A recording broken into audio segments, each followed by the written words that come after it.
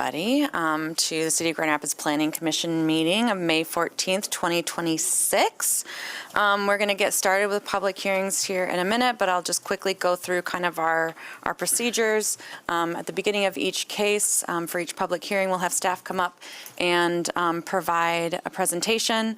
The applicant will then have an opportunity to come up and add any additional information that they'd like us to know. We'll then open the public hearing. Any member of the public that wants to speak to a case can come up to the mic, introduce themselves, and address the commission with up to 3 minutes of comments. The applicant will then have an opportunity to address any comments that have come up, and then we will deliberate and make a decision. As a reminder, the meeting is being streamed live on Facebook and YouTube, and staff does provide some draft language for commissioners to consider when we're making motions. And so if you see someone reading from a sheet, they are, but know that everyone has the latitude to modify any language, and they do provide information both for and against. So no decisions have been made ahead of time. Before we jump into our public hearings, we do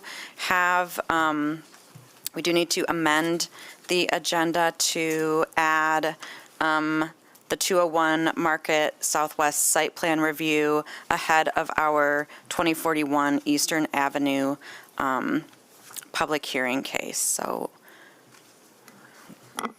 I will motion to amend the agenda. Second. okay, I have a motion and support. Andrea seconded. Yep. All right. Any further discussion? All those in favor say aye. Aye. Any opposed? Motion carries. All right. Thanks, y'all.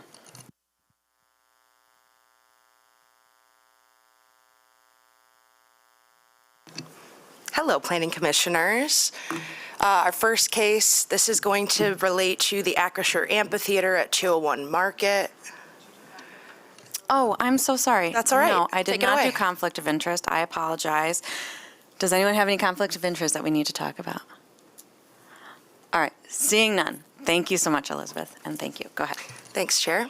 So we're at the Acrisure Amphitheater at 201 Market. For a few of you on the commission, you may not have been a part of the Planning Commission that first go when they established a plan sign program. So I'm going to talk a little bit about what a plan sign program is, what was approved at that last hearing that was last July, and then what's proposed for you today.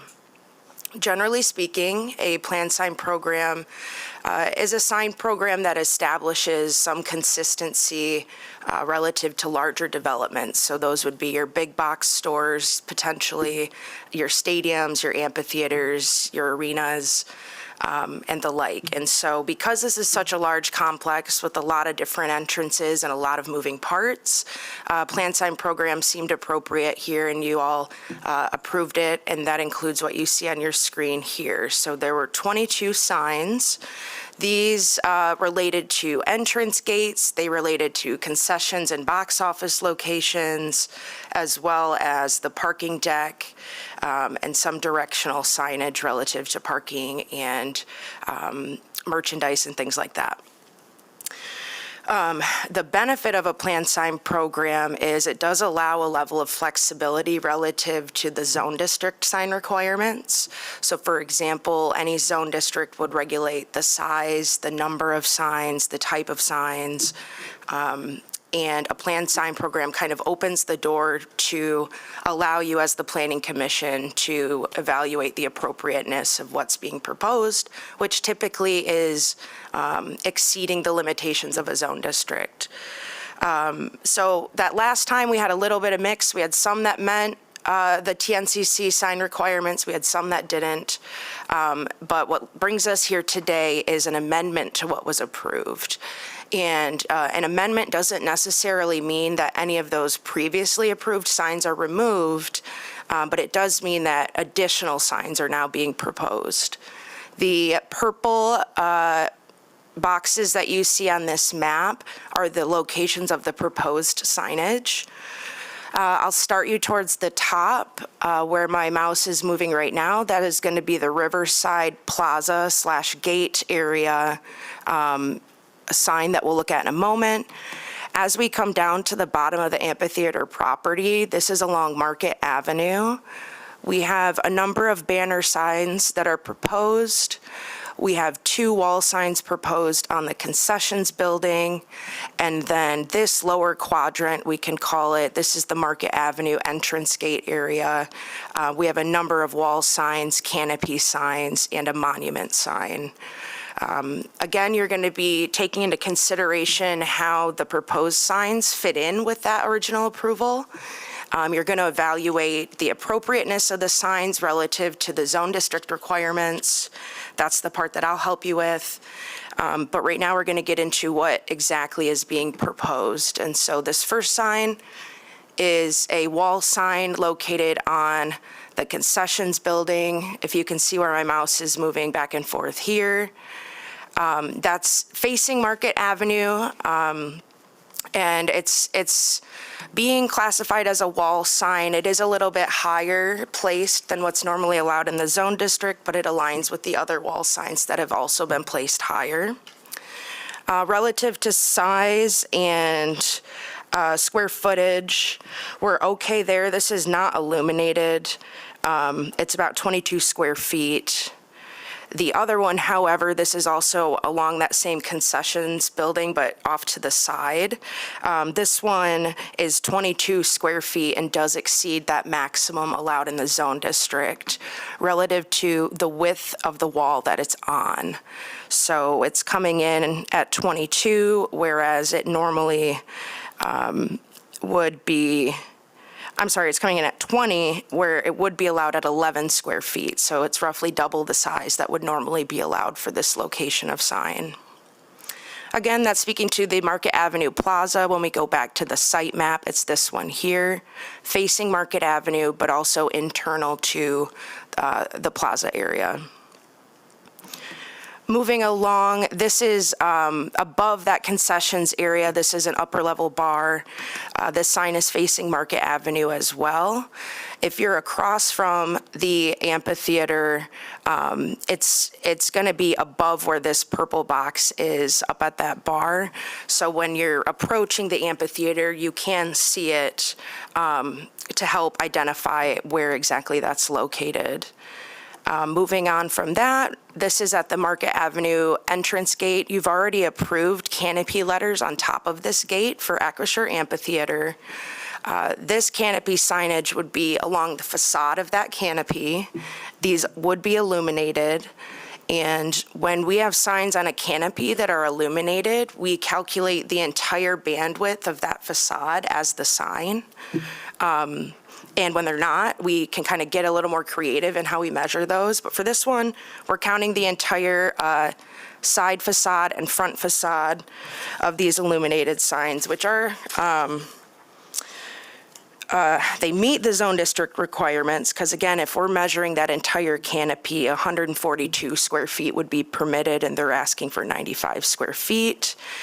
Similarly, the letter height is 10 inches maximum. They're asking for 8 inches, so that's within the zone district requirements as well. Just adjacent to the canopy, this is on the side of the box office building. This again is a gate entrance sign. This is a non-illuminated sign. It's slightly larger than what would be permitted, which is a 16 square foot sign. This is a 22 square foot sign. So we're just slightly over what would normally be permitted in the zone district. And then if you, those of you that were here for the original approval, the box office and the Spanish translation for box office component was already approved. This new proposal roughly quadruples the size of that original approval, and so it's back in front of you today just to make sure that this too aligns with the plan sign program and you feel is appropriate to add to help with wayfinding of the box office. These signs that are on the box office building are not illuminated. If any of you have had the chance to go to the amphitheater property, we'll lean on you to kind of give us your perspective on the visibility of these at night or after a show and how that might play into the relationship of the sign package. Moving on from that, also by this gate, we have a monument sign proposed. If we go to this next slide, it gives you a better idea of that setback distance, which is significant. It's 42 feet from the back of the curb. It's placed right next to a landscaping area, so you want to take into consideration the appropriateness of that and the visibility of this sign because of that. This one is going to be illuminated. You'll want to consider the appropriateness of that. And as some of you may know, our monument signs require landscaping around the base of them. That's not proposed for this sign, so you'll want to evaluate the appropriateness of that, or if less than 200 square feet would be appropriate. That's the standard amount required. We can talk about that in detail if needed. Closest to Market Avenue on that same entrance gate is another wall sign to identify the gate. This one's non-illuminated and meets the requirements of the zone district. We also have banners that are proposed along the light poles that are within the amphitheater property. Our sign ordinance currently doesn't allow signs to be on light poles, so you'll need to evaluate the appropriateness of that, as well as obviously the size and the quantity of these banners. We're going to go back to the river side of the property. That's where this sign is featured on top of the entrance gate. This is to assist with wayfinding of the Riverside Plaza. And that, again, is going to be this top purple box facing the river, again, to help with wayfinding. The remainder of this presentation relates to the formal approval, and so I'm not going to touch on those items unless you need to reference them. And so I'll pass it back to you, Chair, and be open for questions. Thank you very much. Could you actually just go back to the Riverside one? I was writing something down and I didn't see it. Oh, okay. Thank you. All right, Yeah. any questions at this point? Okay, no, thank you very much. All right, we'll have the applicant come up and add some details for us.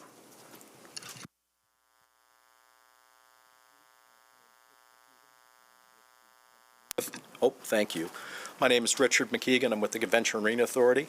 Also work for Legends Global, the company that is hired to manage the facility. So didn't have any additional comments beyond what was referenced. I guess that the one thing that was referenced that maybe I would reinforce is this is a large venue, and to be able to identify spaces for the venue so that you can meet people at the places you want to meet them without getting lost makes our lives a lot easier, and hopefully our guests' lives a lot easier, so they're more apt to come back. Okay, yeah, go ahead. Rich, I have one question. Is there more than one box office on the site? We've got the main box office is referenced. We also have a secondary box office closer to the Stagehouse building. So there are two. Okay. The intent, though, is that the external one is the one that is primarily used. Okay. Was that the one that would be labeled Wintrust? The Wintrust box office would be the one that's primarily used on event days. It is like a satellite, so it's a standalone facility. If we've got box office hours during non-event days, we'd be operating it from the internal box office, which again is part of the Stagehouse facility, Stagehouse building. Thanks. But there are two different purposes for them being there. Thank you. Hi, Bill Culhane with Grand Action, working with Rich and the team. Just wanted to add a few comments to what Rich had noted.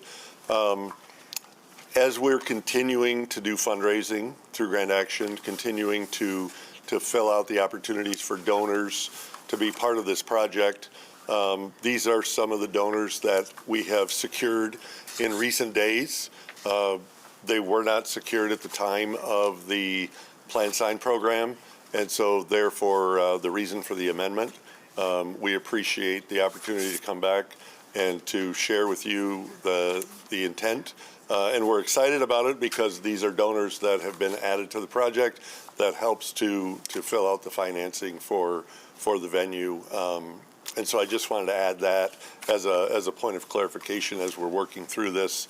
Apologies for not having a comprehensive program originally, but as we continue to seek donors, we were able to secure these at this point. And then this is also all the signs that we're aware of, and all the signs that we have secured under this plan. So we don't have any more. So if that was a question. Sure, yeah. Can you, so related to that and how, so can you kind of articulate for us how these additional signs will improve wayfinding for folks? So a lot of the donor signage internal to the facility is coupled with a donor. So the main seating area has a donor name associated with it. So as you enter the facility on the east or west concourse, there's a sign that says main seating area, internally focused sign, not visible from the outside, and then it has a donor associated with it. There are concession stands on the east and west sides of the facility. There are multi-tiered decks on either side of the berm.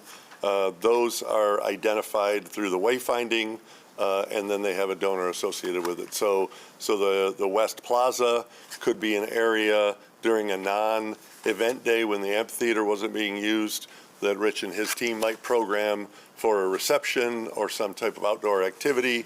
So you would go to, for example, you would go to the West Plaza or the David G. Fry West Plaza.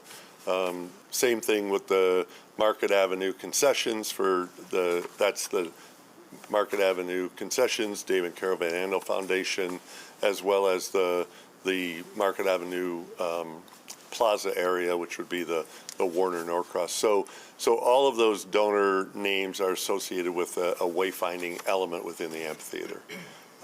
Most of them are internal to the functioning of the amphitheater. I'm sorry, Sarah, I did have one question, just, thank you very much. So you said currently signs are not allowed on light poles. Can you tell us why or how? Yeah, so within the sign ordinance, there's a specific code section that speaks to prohibited signs. And we also have a general provision section that kind of speaks to the same thing. And snipe signs, so those are the ones you might put on a light post, or human signs, so people holding signs, inflatable signs. There's a group of those that aren't permitted in the city. And so it's kind of a mixture of that and that we require them to be placed on a building or a sign structure themselves. Similarly, they're not allowed on fences, and so it's that same kind of logic that they belong on buildings or structures, not accessory items to a site. So what about areas of the city where there are some on signposts? Like I think, like right on Michigan Avenue, there's often some by Michigan State, and I've seen them for like the boat show and things like that. Yeah, so those are city-owned light poles, and that is a separate program through our street lighting department. They will rent out the light pole banners spaces to interested parties for a certain amount of times.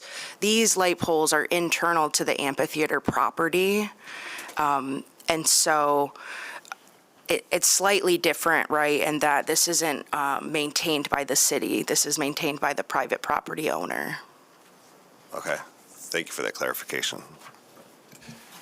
Sarah, with the in our packet with the kind of the chart on signs and the how they may deviate or not from what's permitted, are we taking into consideration there, like these are each individual sign, but they're often next to signs that we just approved that are not really, like, I wish we had visuals of what these signs look like in addition to the signs, right? Because now we're just getting just an individual sign, but there's also a huge sign next to it that we already approved, and we don't get the whole picture.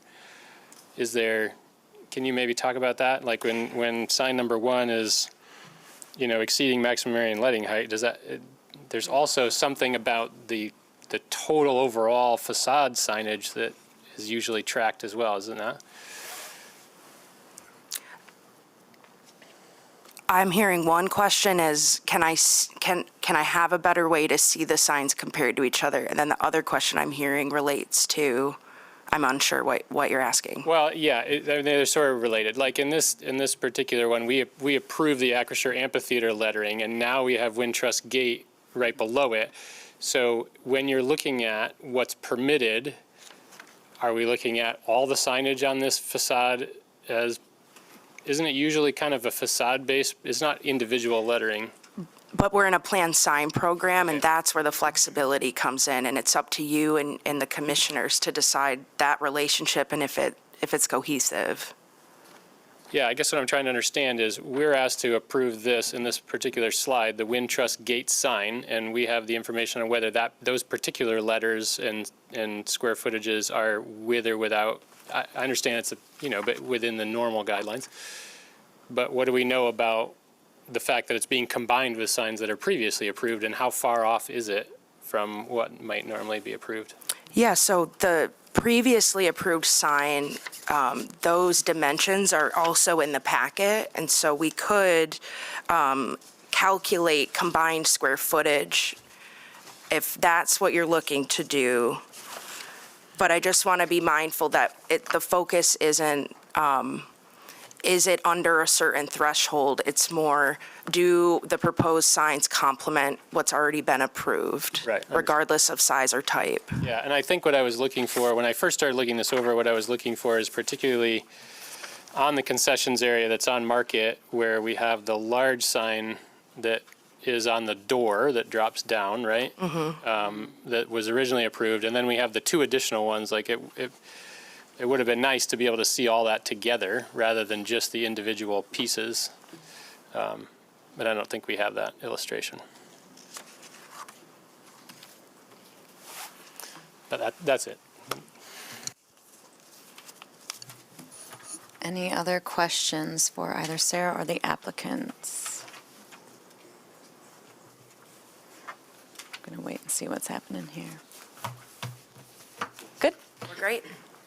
Okay, then I guess we'll discuss. Thank you so much, folks.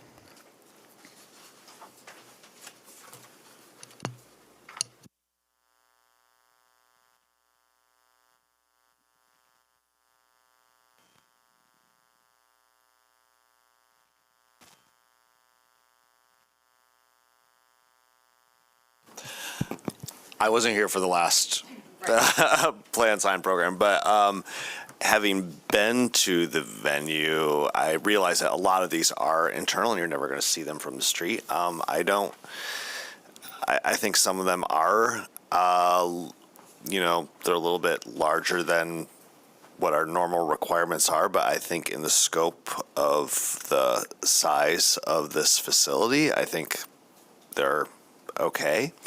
I don't, as far as like the monument sign and the landscaping around it, I don't have huge concerns with that one, just where, given the placement of it. And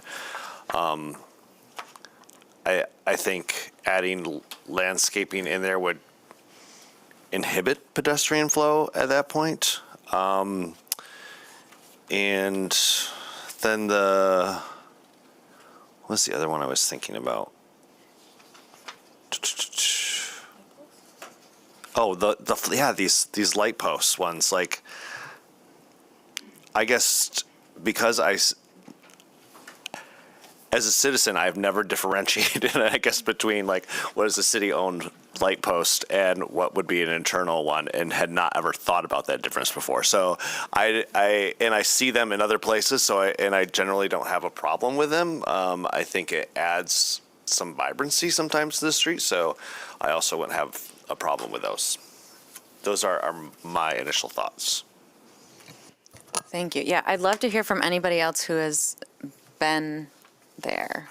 I have not yet had the pleasure.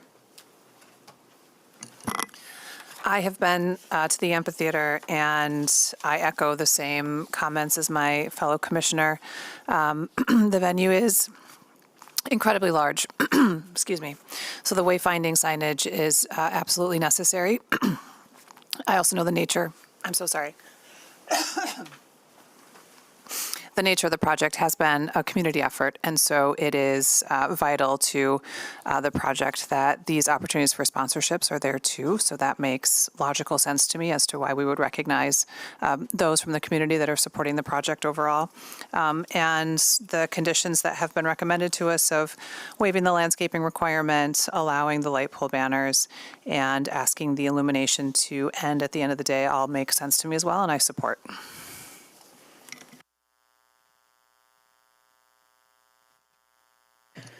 The one area that I'm a little wary about is the plethora of signs at the gate. That is, like, there are like 6 of the same sign, and I understand that a couple of them are facing kind of internal for folks to meet up after an event, some to meet before. But it seems like some of the areas where there are 2 signs, maybe one in the middle would have sufficed. Like, I don't want to have like an excess of what is beyond what might be necessary for wayfinding.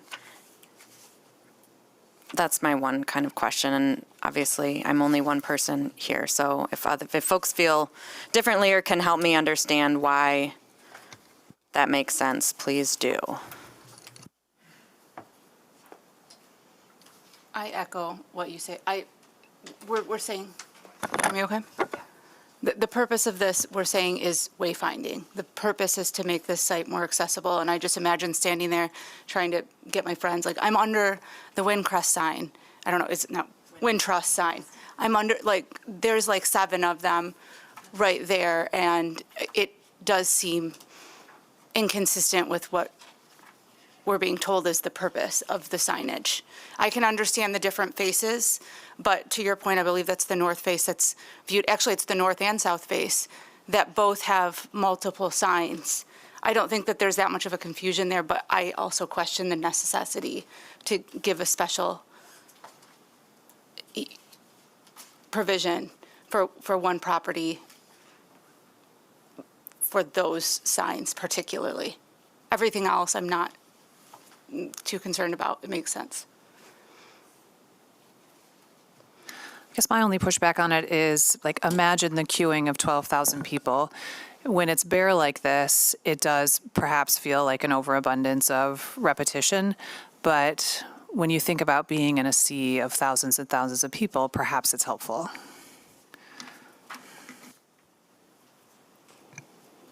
I guess I would sort of echo that, just in that I do a lot of events through my work, and the amount of information I send out in emails, and people still email me like, where am I going for this, or what am I doing for this? I've told you this multiple times. Like, it has to be repeated, and I sort of feel like this is kind of that situation. Like, there are going to be people like that ground sign, for instance, is going to be blocked. I think the other ones are luckily they're above people's heads, so I don't think those will be blocked as much. But if you're trying to meet up with somebody, I think it is going to be helpful just to, like, I think these Wintrust signs are all identifying that gate. And if I don't know where the Wintrust gate is, being able to see it from multiple spots would be helpful to me. But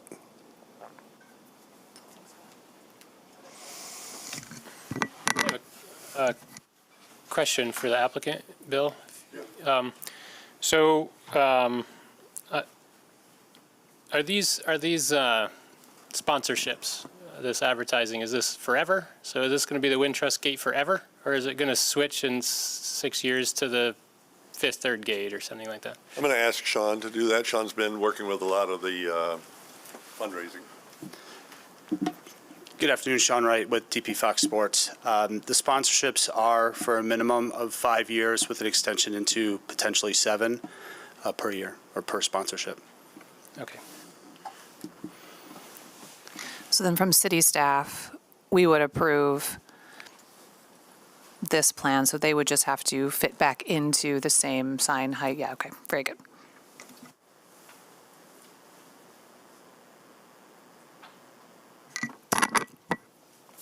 I think regarding the number of wind trust signs, I appreciate the concerns for the number of them. But I think overall, if you're looking at the overall impact and the perception of them, I don't think that there's going to be a noticeable difference or like any detriment to having a couple more wind truss signs. So I'm inclined to support it as it is because I don't know that I don't think it's going to be a remarkable improvement to reduce it by a couple of signs would be my opinion.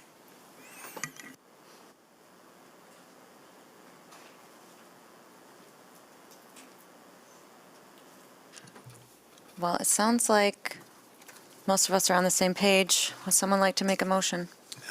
I can make a motion.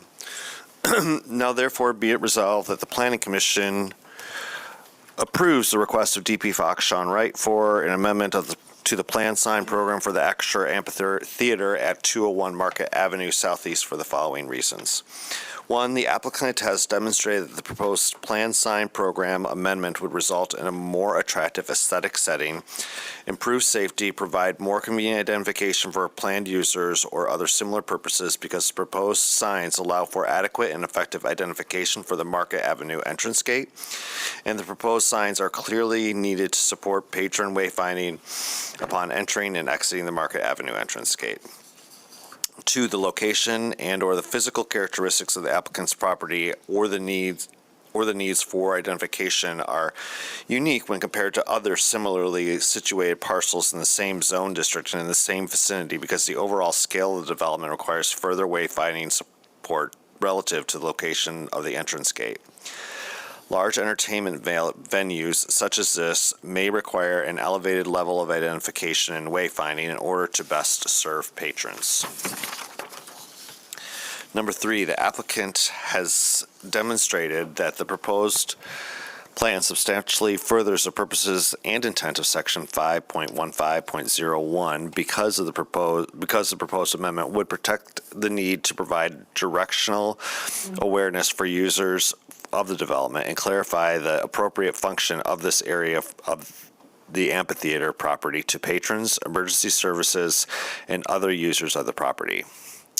Number four, the applicant has demonstrated that the approval of the planned sign program amendment would not create any adverse impacts on one or more properties in the vicinity because the proposed amendment reinforces the support and supports the character of the surrounding development by considering building scale and massing and nearby travel speeds and pedestrian visibility, balances the need to and right to communicate with needs to promote orderly communication, promote community aesthetics, and prevent a proliferation of signs and sign structures that can be confusing and distracting. Be it further resolved that the following conditions of approval shall apply to this project. Standard condition set A approvals on the screen. The applicant and plans submitted by the applicant and signed and dated and stamped by the planning director shall constitute the approved plans, except if plan elements do not meet ordinance requirements and or as amended in this resolution. Two, that the use shall operate according to the application and per applicant testimony as recorded in the planning commission minutes.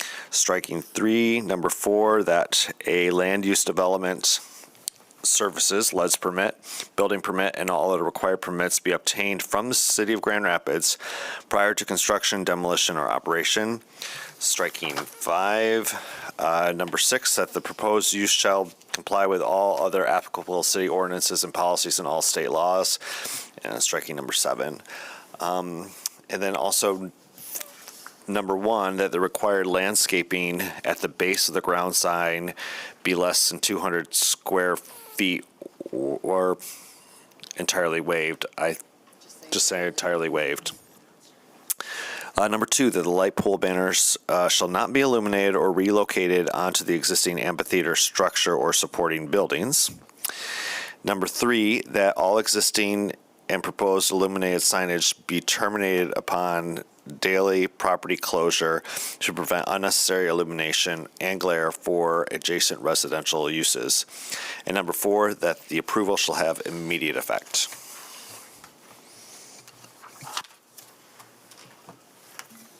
Support. Okay, we have a motion and support. Any additional discussion? All those in favor say aye. Aye. Any opposed? Motion carries. Thank you very much. Good luck on installation this afternoon.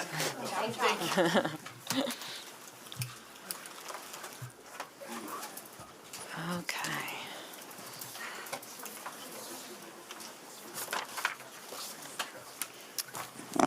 Okay, our next case is our first public hearing, 2041 Eastern Avenue Southeast, and Laura will take us through this. Yes, our next case is a request for approval to modify an existing drive-through bank facility for a drive-through coffee shop.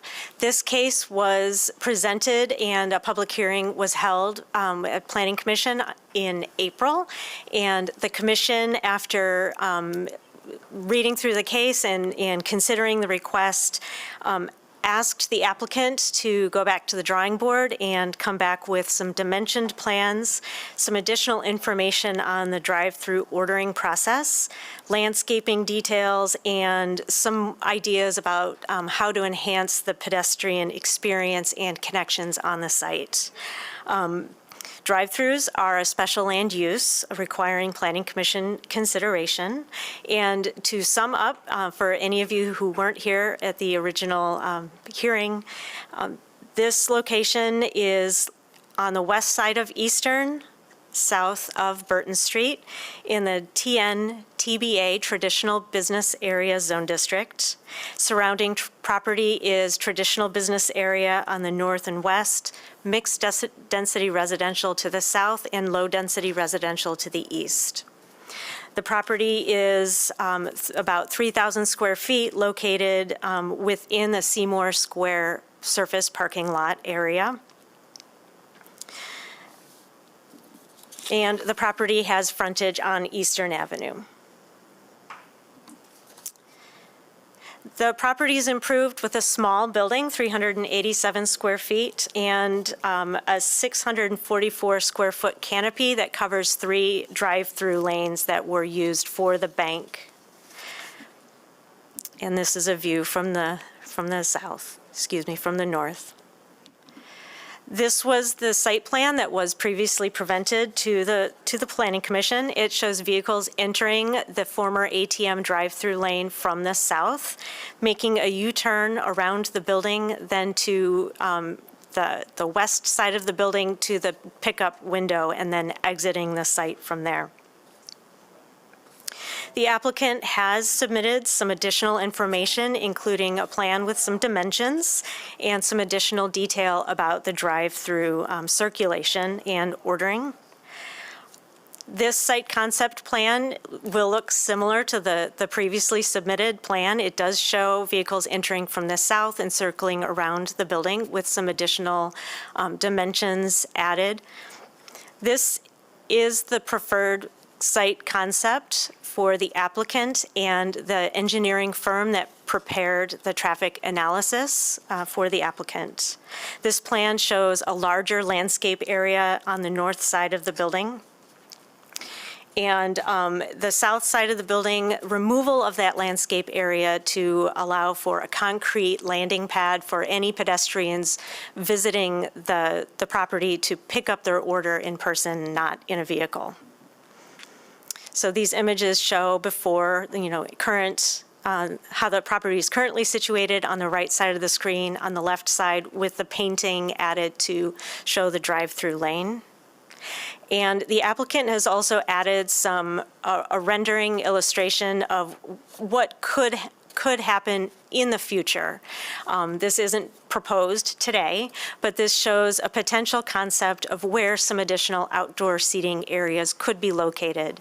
If the Planning Commission were amenable to this plan concept of site circulation, the applicant would be required to submit for a LUDS permit for the site changes to allow for the drive-through and landscaping areas. And if outdoor seating and this pergola were added at some point in the future, another permit and staff review would be required to ensure that this concept would meet all requirements at that time. Alternatively, and based on Planning Commission discussion, the applicant has provided this second site plan concept with showing vehicles entering from the north and driving past the menu board and then continuing south through the drive-through lane. This plan allows for queuing of 5 vehicles, where the previous plan allows for queuing of at least 6 vehicles. And I will defer to the applicant to provide some additional explanation about the process of coming up with both these plans and his rationale for his preferred plan. The city traffic engineer has reviewed both plans. Oh, I will say that this alternative plan would allow for a seating area between the public sidewalk and the building in the former ATM drive-through lane. So the city transportation engineer reviewed both plans and submitted comments related to this north concept plan and identifying that the travel of vehicles coming from the north would flip the driving lanes from being on the right side to the left side, which might cause some confusion because that is not consistent throughout the parking lot development and does not allow for enough queuing. A 6th car in this queuing lane would prevent exit from the drive into the shopping center, and an additional vehicle beyond that would prevent both exit and entry into the parking lot. So in sum, we are asking the Planning Commission to consider the site configuration that would best support the use, that would best provide safe, well-defined vehicular, bicycle, and pedestrian circulation, and the site configuration that would provide safe and efficient movement within the site and its access points. Are there any questions for me? Wonderful, thank you. Any questions? Laura, can you repeat again what you said about the traffic engineers and the queuing with the north-based entrance? It just appears to me that the cars in this visual description are much further apart than the cars in the description that favor the layout that the applicant wishes to do. That could be. There are some measurements here. I did not perform my own calculation. The traffic engineer that helped to prepare this plan, this alternative queuing plan, also responded to both concepts. And so that letter is included in your packet. And both the traffic engineer that was hired by the applicant and the city transportation engineer echoed similar comments about if additional cars did queue in that lane, it would present a problem for vehicles entering or exiting the shopping center.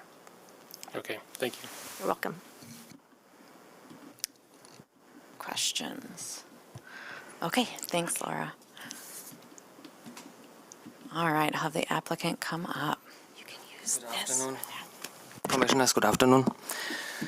So, again, I appreciate the opportunity that we can continue this discussion, what we had last time. And going forward, I pull up a couple of slides which I want to show today. One, I think Laura already explained the concept, so I don't go through this one anymore. I want to go through this one. We seriously reconsider this, and the entrance from the north. We try to come up with a reasonable plan, which you see here. Yes, I mean, I put these cars in here, so that's to the comment of they're looking a little bit more apart than the other one. I put them here in. Nevertheless, if you would add a 4th car here, it would be in the entrance of the parking lot. So that's why I had it like this. And these ones, they are very close together, but in fact, you cannot squeeze another car in here. So what we have is 2 cars at the pickup and 3 cars at the order board. That's this one we already have seen. What I want to do is I want to little bit talk about more about the pros and cons about both solutions, so give you a better picture on later how to decide. So for the pros, when you look at this site plan, the order board will definitely face now the parking lot. This was a discussion what we had last time, that it would face the road. So it would face the parking lot. We would have the long landscaping here. What you see, we would remain it unchanged. So it will have the whole length. Nevertheless, we would add some landscape because we would have the order board. We would have to place it in somewhere not on the concrete. So we would add some landscaping to put that. And then for pedestrians, I think that was the comment last time as well, it's easier to access the operation rather than coming from the parking lot. So these are the pros. The cons, actually, there are really only 2 points. So one I want to start with is, and we didn't talk about this one yet, if we place here a seating area for pedestrians to eat their ice cream or enjoy their coffee, it will be, in my opinion, not a pleasant experience because they're sitting just right next to the road and trucks and cars passing by. So I was proposing, and you saw the picture, I was proposing a seating area under the roof, which is first covered by rain, which is secondly also covered by the building itself. So you have the street noise. You will not have the street noise, and you can enjoy your ice cream if you will. The second one, which I think is really the important one, is if cars coming here from the south, they stop here, they want to turn. If the drive is full, somehow this will create the side circulation will be impacted by that, because you cannot pull in. Then cars will wait here, and then if the traffic light turns green on Burton and cars coming down the road, they will go first into the drive, into the parking lot. So they go first in, and these cars, they probably wait forever, I don't know. So this is, I think, one of the major reasons why we said it would be better to move ahead with the south configuration, just because of the safety of this side circulation here in this particular area. So these are pros and cons for the north concept. If you look at the south concept, we mentioned it now. The traffic engineering said we need to provide 3 stacking spaces. So queuing need to have 3 cars, 3 on the order board. So we have to provide 3 here. We provide 6. So when you look at this one, we provide only 3. So any additional car will create confusion or side circulation issues. Whether here we can easily stack more cars. And we can talk about the distances here, but at least I can stack 5 cars in here and 4 cars in here. So it will definitely have no impact on Eastern Ave. And I was thinking about if you run like a coupon action or activity or like a special promotion, and really at a certain time you have 3 or 4 cars, then from the north you definitely have an issue with stacking. So these I think. Then for another pros, easy access from the south and from the north, because cars here, the traffic is much more diluted, as here's more concentrated, and you have also the red light here. That's one. The other one we mentioned already, order board faces the car, not Eastern Ave. So we will turn the order board around. It will not face Eastern Ave, but it will face, and you see that in another picture later, it will face the car at this time. I move forward. This is in your package, like Laura mentioned, the addendum from the traffic study, where they mentioned a couple of things what I already mentioned. The one was the stacking. The other one is that the drive-through should be designed according to the primary user group. And the primary user group in my case is really the coffee and bakery, and not the ice cream shop what we had discussed. So finally, from my point of view, and all the arguments what I brought up, is I really want to move forward accessing from the south and going ahead with the U-turn operation. The mock-up picture we saw already, and here I want to mention this is the order board, what you see here, so it faces the cars. what we have to do, and that's what the drawing, what Laura showed before, we have to reduce this here by 6 feet. That's what we discussed last time, because otherwise the circle around going into the pickup will just not work well. And they will end up somewhere over here, or even cannot make the turn. What we also want to do is obviously then increase this landscape here in front, because we want to put the order board in the landscape. And we also want to make sure that people are forced to take the right turn, because if you don't do it, they will, maybe turn already here, and then they cannot make it back into where they should go. That's this one. This was the other picture where I was suggesting, instead of having people sitting on Eastern Ave, having them sit here, and then in case they want to, order, they use the crosswalk, go in, order something, and come back and enjoy the ice cream here. So these were the pictures before, after. And I think that was the last picture what Laura showed. What we want to do is, one thing is decrease the landscape here by 10 feet, but on the other hand, increase the landscape on this side to force the turn, but also make it more nice rather than the order board stuck in the concrete. And we will have here a pad with some pavilion on it to have pedestrians, when they walk in, they are protected by rain and sun. So this is the total concept, and I'm here for your questions, discussions. Wonderful. I have one to start. I think last time we talked about, as a result of having to narrow that landscape buffer on the eastern side, that there might be an opportunity to extend it a little longer. So I wondered if that still was on the table, given that you are adding other landscaping for the turn, but. Yeah, what I originally thought now is to add, instead of really making it much longer, this is an option we can certainly discuss, but instead of making it much longer, to increase here this landscape to force the turn, and it will be a significant bigger pad of landscape. But I'm also open to, add whatever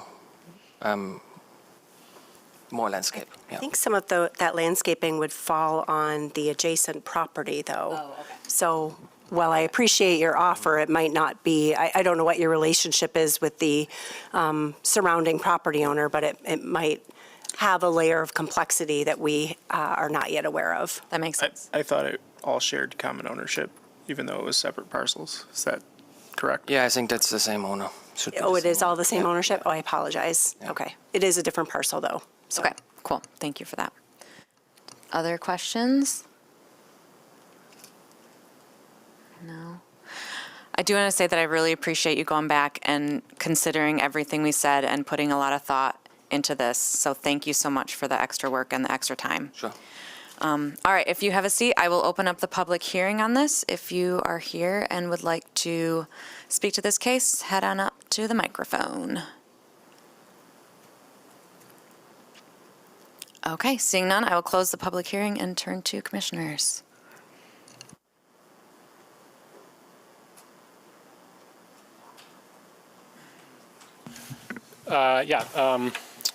Having grown up in this neighborhood, and I'm excited to see this happen here in this spot, and I'm excited to see a business come into a building that has kind of struggled over the last decade or so, add some life to the space and an asset to the community, and I think that it will be.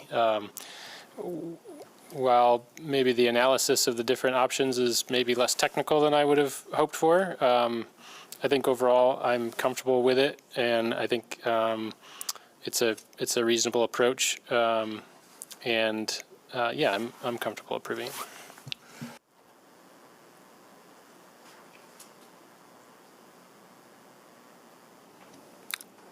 I don't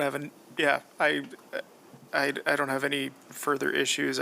Maybe just one comment. I noticed on here where you're putting your air conditioner compressor, and that seems like a pretty precarious location for snow plows and cars and things like that. So I know that's out of our purview, but just might be something you want to consider. Yeah, I had it here in this picture, but as I have more space now, if I move the landscape 6 feet, I have 6 feet next to the building, so I will place it somewhere next to the building. It's much more reasonable, yeah.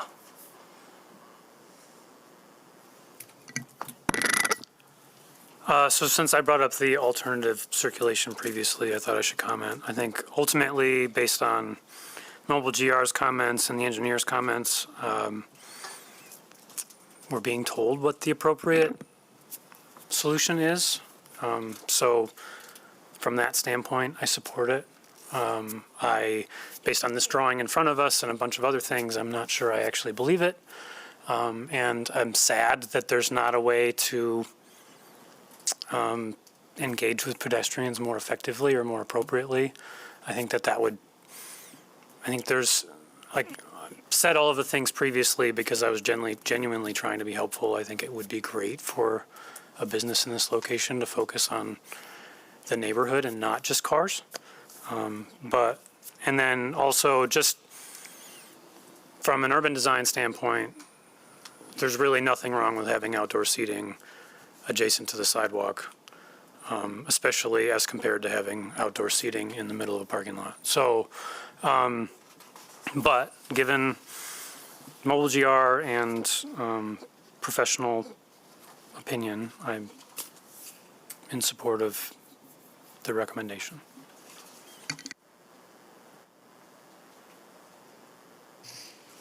Anybody else? Does anyone desire to make a motion? Would anyone be willing to? I can do it. Okay. Now therefore be it resolved that the Planning Commission approves the special land use and site plan review request of Organio USA LLC, Christian Fritz, to modify an existing drive-through bank facility to establish a drive-through coffee shop at 2041 Eastern Avenue Southeast for the following reasons.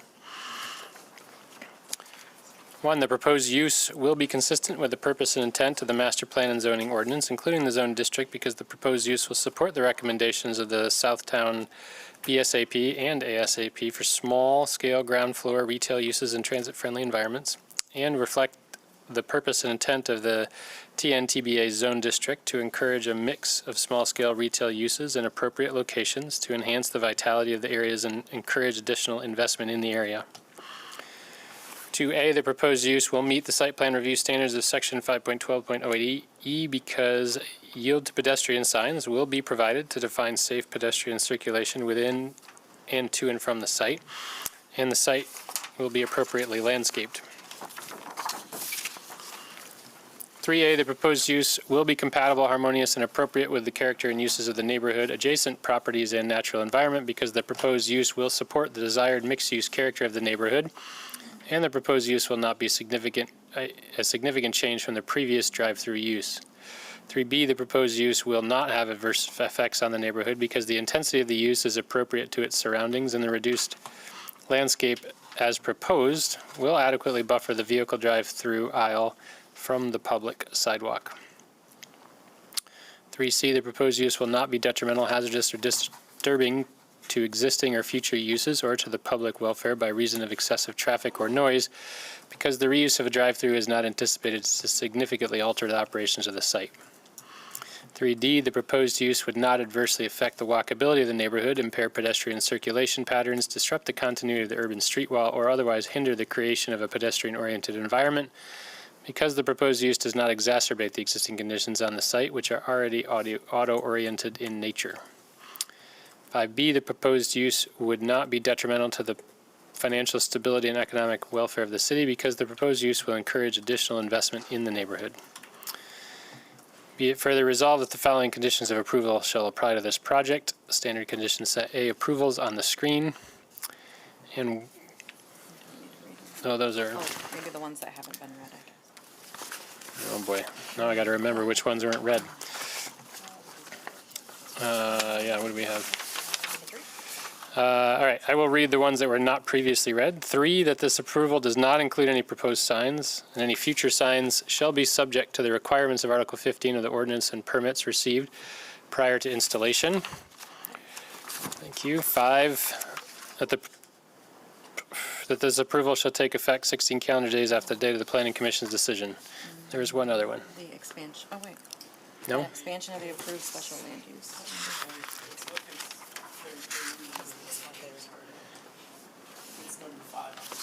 Okay. Okay. That any expansion of the approved special land use requires an additional special land use review and approval by the Planning Commission. And then I'll read 7, that this approval should take effect 16 calendar days after the date of the Planning Commission's decision. And then 2, that the drive-through plan with vehicles entering from the south shall constitute the approved plan. 3, that the landscape area on the east side of the property may be reduced up to a width of 10 feet to allow for a wider drive-through lane. 4, that the new concrete curb shall be installed to define the modified landscape bed. 5, that pavement markings shall indicate the location and direction of the drive-through lane. I just have a brief question. I would like to make sure that the additional landscaping that the cars traverse around is added as part of it. Is that included in the site plan of number 2? Yeah, because it's shown on the approved site plan, it's part of your approval if your approval is per plans. Yeah, okay. Perfect, then it stands. Okay. Go ahead, yep. Does number 4, the approval shall have immediate effect, negate number 7, that'll be 16 days till it is in effect? I don't think there is one that says it has immediate effect. I think that's a different, Oh, yeah. along those lines then, since we did table this once, is there a reason why we would delay it 16 days when we almost approved it in the last meeting? It's a requirement of a special land use that your approval cannot become effective prior to that 16 days. So you don't have the authority to modify that.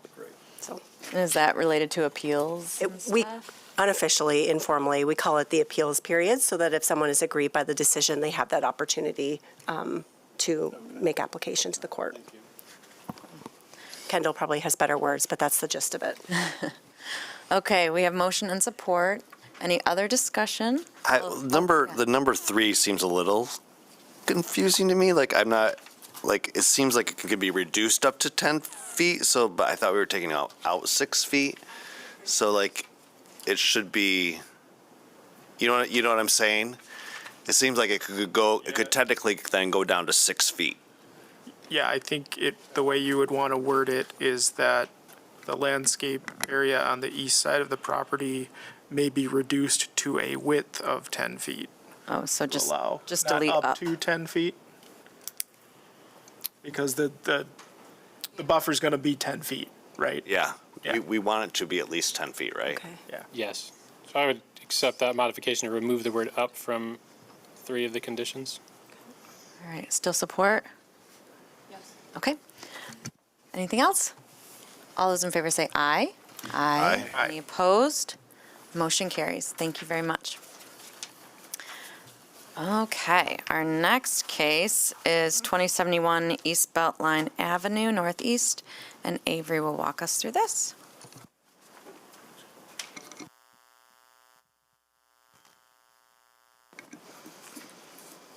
All right. This next item on the agenda involves a former IHOP restaurant. It's located at the northwest corner of Knapp and East Beltline. In the early 2000s, the property was annexed from the Grand Rapids Township, and at that time it was zoned PRD. The site, as you can see before you, is part of a 2-lot planned redevelopment district, or PRD, and it also includes a Macatawa Bank to the south here. And there are shared driveway and cross-access agreements between the subject property before you and that southern property. There are also other PRDs in the area, with Celebration Village to the north and west, and Village at Knapp's Crossing across East Beltline to the east. Because the original PRD approval was tied specifically to the IHOP restaurant use, a major amendment is before you today to allow for the proposed credit union and drive-through use. Staff has reviewed this request against the standards of the East Beltline Overlay District and the PRD use, layout, and building element regulations that I will talk about in my presentation today. So the existing site is approximately 1.5 acres and is largely developed with impervious surface of approximately 70 parking spaces. The northern area of the site, as you can see, contains slopes that is associated with a Kent County drain on the site. The city's stormwater engineer has completed a preliminary review of the project and has no concerns as the redevelopment is expected to improve site conditions by removing some of that impervious area, and the building will also be relocated to be more centrally located on the site and farther away from that sloped area. So as you can see from what's existing to what is proposed, the 7,100 square foot building will be surrounded by 26 parking spaces, and that meets the parking requirement. The project also includes a drive-through ATM and video teller machine along the west building elevation. There will be pedestrian connections to the public sidewalk along East Beltline. Landscaping improvements and shared access will continue with the bank property to the south. For the overall site layout comparative to the overlay district, it does require a minimum building and parking lot setback requirement from the drive lane along East Beltline. Both of these requirements will be met with the proposed plan. As I stated previously, the plan will increase green space on the site to about 49%. Tree canopy will also exceed what is required, and both the parking lot and drive-through use will have landscaping and screening requirements that meet the zoning ordinance. Relative to the building, the zoning ordinance measures a single story between 9 and 15 feet in height, and this single-story building is proposed to be 17 feet. However, it is still under what is the maximum height allowed within a PRD at 55 feet. So staff asked that the Planning Commission consider the appropriateness of the story height that is proposed today.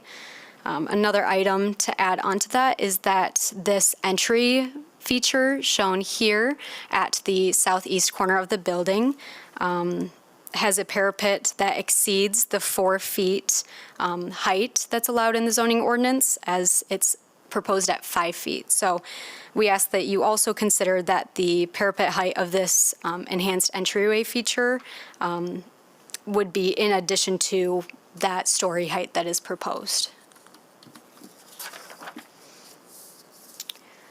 The building is consisting primarily of glass on the front facades and exceeds the transparency requirement. And some other building elements that are included are brick, metal panels, and vertical wood siding. The Planning Commission should consider whether the proposed materials are appropriate for this development. Relative to the drive-through use, it also meets dimensional standards for the lot size and depth. The proposed hours of operation for the business do comply with the zoning ordinance, and the city's transportation engineer has determined that the proposed vehicle stacking capacity is adequate. And I will go back to the site plan so you can see that circulation pattern there on the west elevation. And then moving forward to signage, staff has recommended that the East Beltline Overlay District standards are formally applied to this PRD, since the original PRD with the IHOP approved did not have clear signage regulations assigned. And although the sign dimensions and heights are not included in the plans, it does appear that with the story height and the height of this entry feature here, that the signs would exceed the maximum height of 16 feet. I'd also like to note that this feature here is an internally illuminated lighting feature that will also be considered as a sign.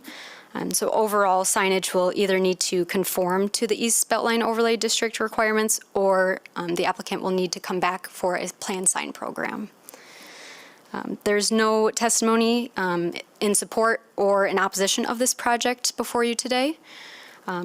And lastly, I'd just like to go over the key considerations one more time. So this project before you today will need to be considered based off of the compatibility of the proposed use and the site changes with what was already approved within the PRD, the impacts of the drive-through use, concentration of similar uses within the area, compliance with site plan review standards, clarifying the PRD regulations relative to the use and site and building design, and lastly, ensuring that signage standards align with the East Beltline Overlay District.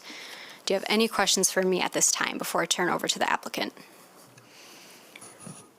Any questions? I have one. So the last time this was approved was for a specific IHOP use. Yes. Now we have under consideration a recommendation related specifically to a drive-through financial institution.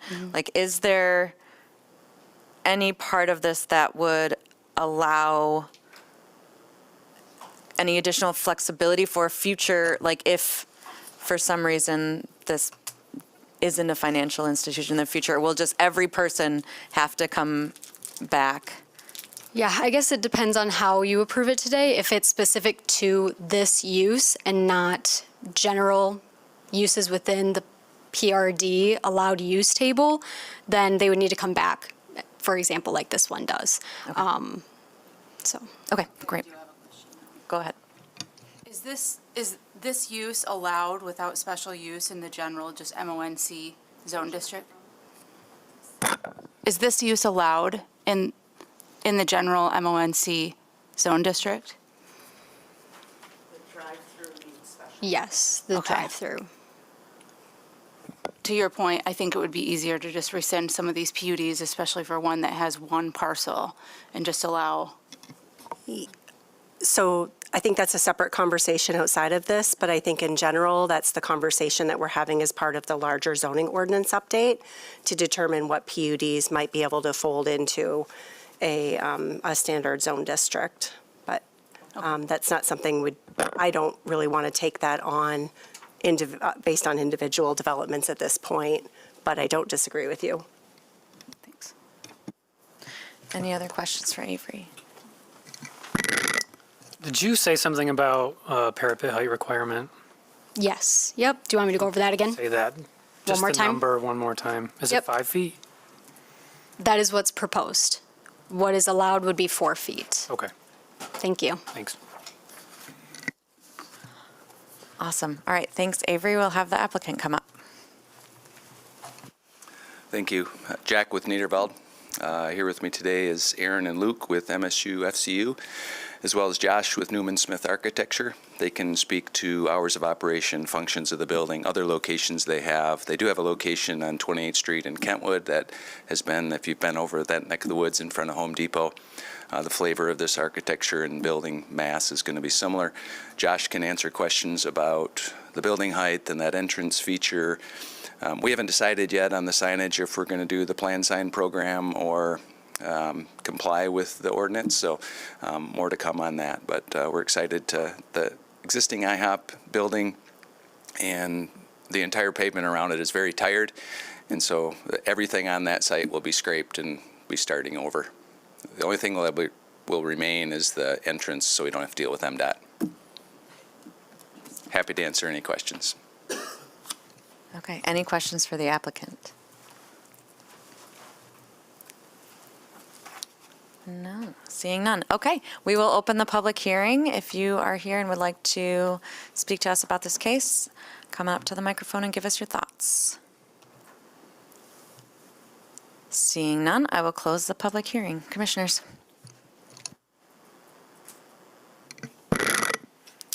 So I'm generally in support of it. I'm a little confused about the height requirements and how they can be met. So there's a number of like building construction related things. If this was going to come down 5 feet to meet the height requirement, you're going to have ceilings in there that are 9 or 10 foot tall. So it's going to start to be a pretty tight space really quickly just to meet that 15-foot height requirement. I think similarly, this parapet probably still exceeds the 4-foot requirement, but if you're going from, I'm assuming US deck is underside deck, that's the bottom of the roof deck. So the roof deck has thickness, and then there's almost certainly a bunch of insulation on top of that. So the parapet height, the way I would measure it from the top of the roofing to the top of the parapet, is probably more than 4 feet, but not by much. So I don't know if all of those height requirements can be met well. So they don't concern me at all. I think as far as like vehicle circulation and its presence on the East Belt Line, I think all of those things are appropriate. I'm glad has a lot of clear glass and isn't just a big blank facade. And it also, per the zoning ordinance, appropriately locates the drive-through, so.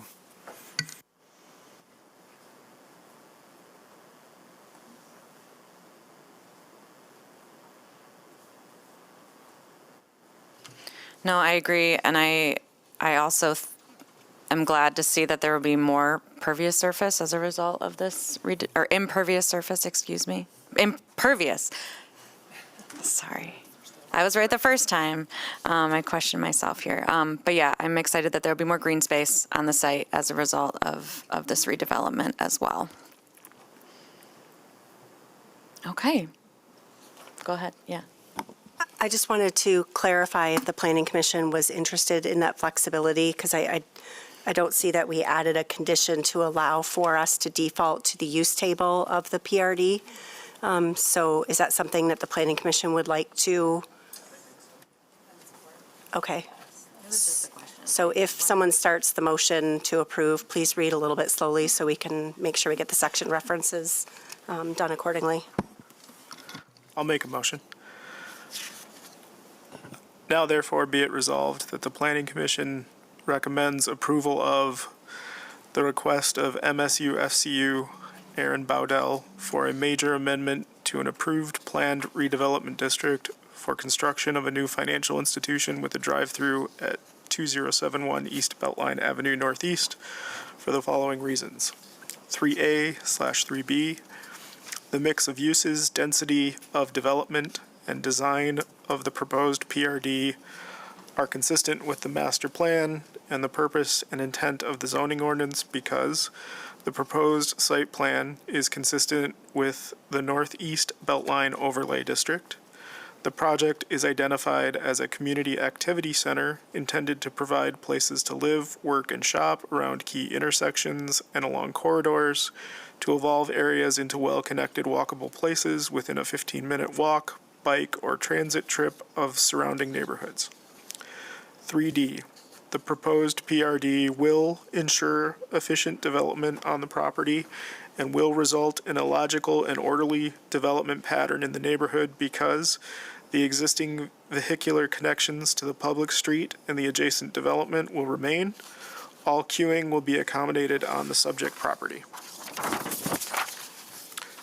2. Go from 3 to 2.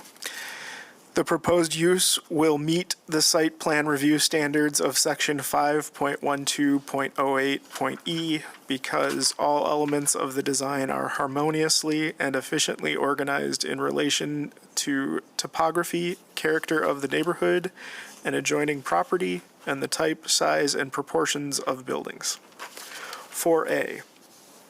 The proposed development will be compatible, harmonious, and appropriate with the existing or planned character and uses of the neighborhood, adjacent properties, and the natural environment because the use will enhance the mix of uses and vitality of the development. The proposal will result in increased green space with effective screening. 4B. Potentially adverse effects arising from the proposed development on the neighborhood and adjacent properties will be minimized through adequate vehicular stacking and on-site parking, appropriate orientation of buildings, structures, and entrances, and landscape screening. The proposed development will not be detrimental, hazardous, or disturbing to existing or future adjacent uses or to the public welfare by reason of excessive traffic, noise, or visual clutter because the uses are not anticipated to result in increased traffic and drive-through use and screening requirements will be met. 4D. Pedestrian and vehicular connections will be provided between buildings, uses, and amenities within the property, as well as connections to and from the surrounding properties because adequate connections to existing walkways and public sidewalks exist and will remain, and thoughtful pedestrian and vehicular connections will be provided. 5A.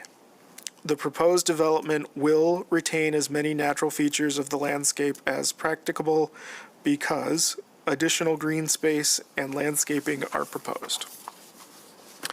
6A. Adequate public or private infrastructure services will be provided at no additional public cost and will safeguard the health, safety, and general welfare of the public because the site has already been developed and no negative impacts are anticipated. 6B, the proposed development will not be detrimental to the financial stability and economic welfare of the city because the project will bring a vacant property back into productive use and the development will result in additional tax revenue. Be it further resolved that the following conditions of approval shall apply to this project. Standard condition set A approvals, striking numbers 5 and 7.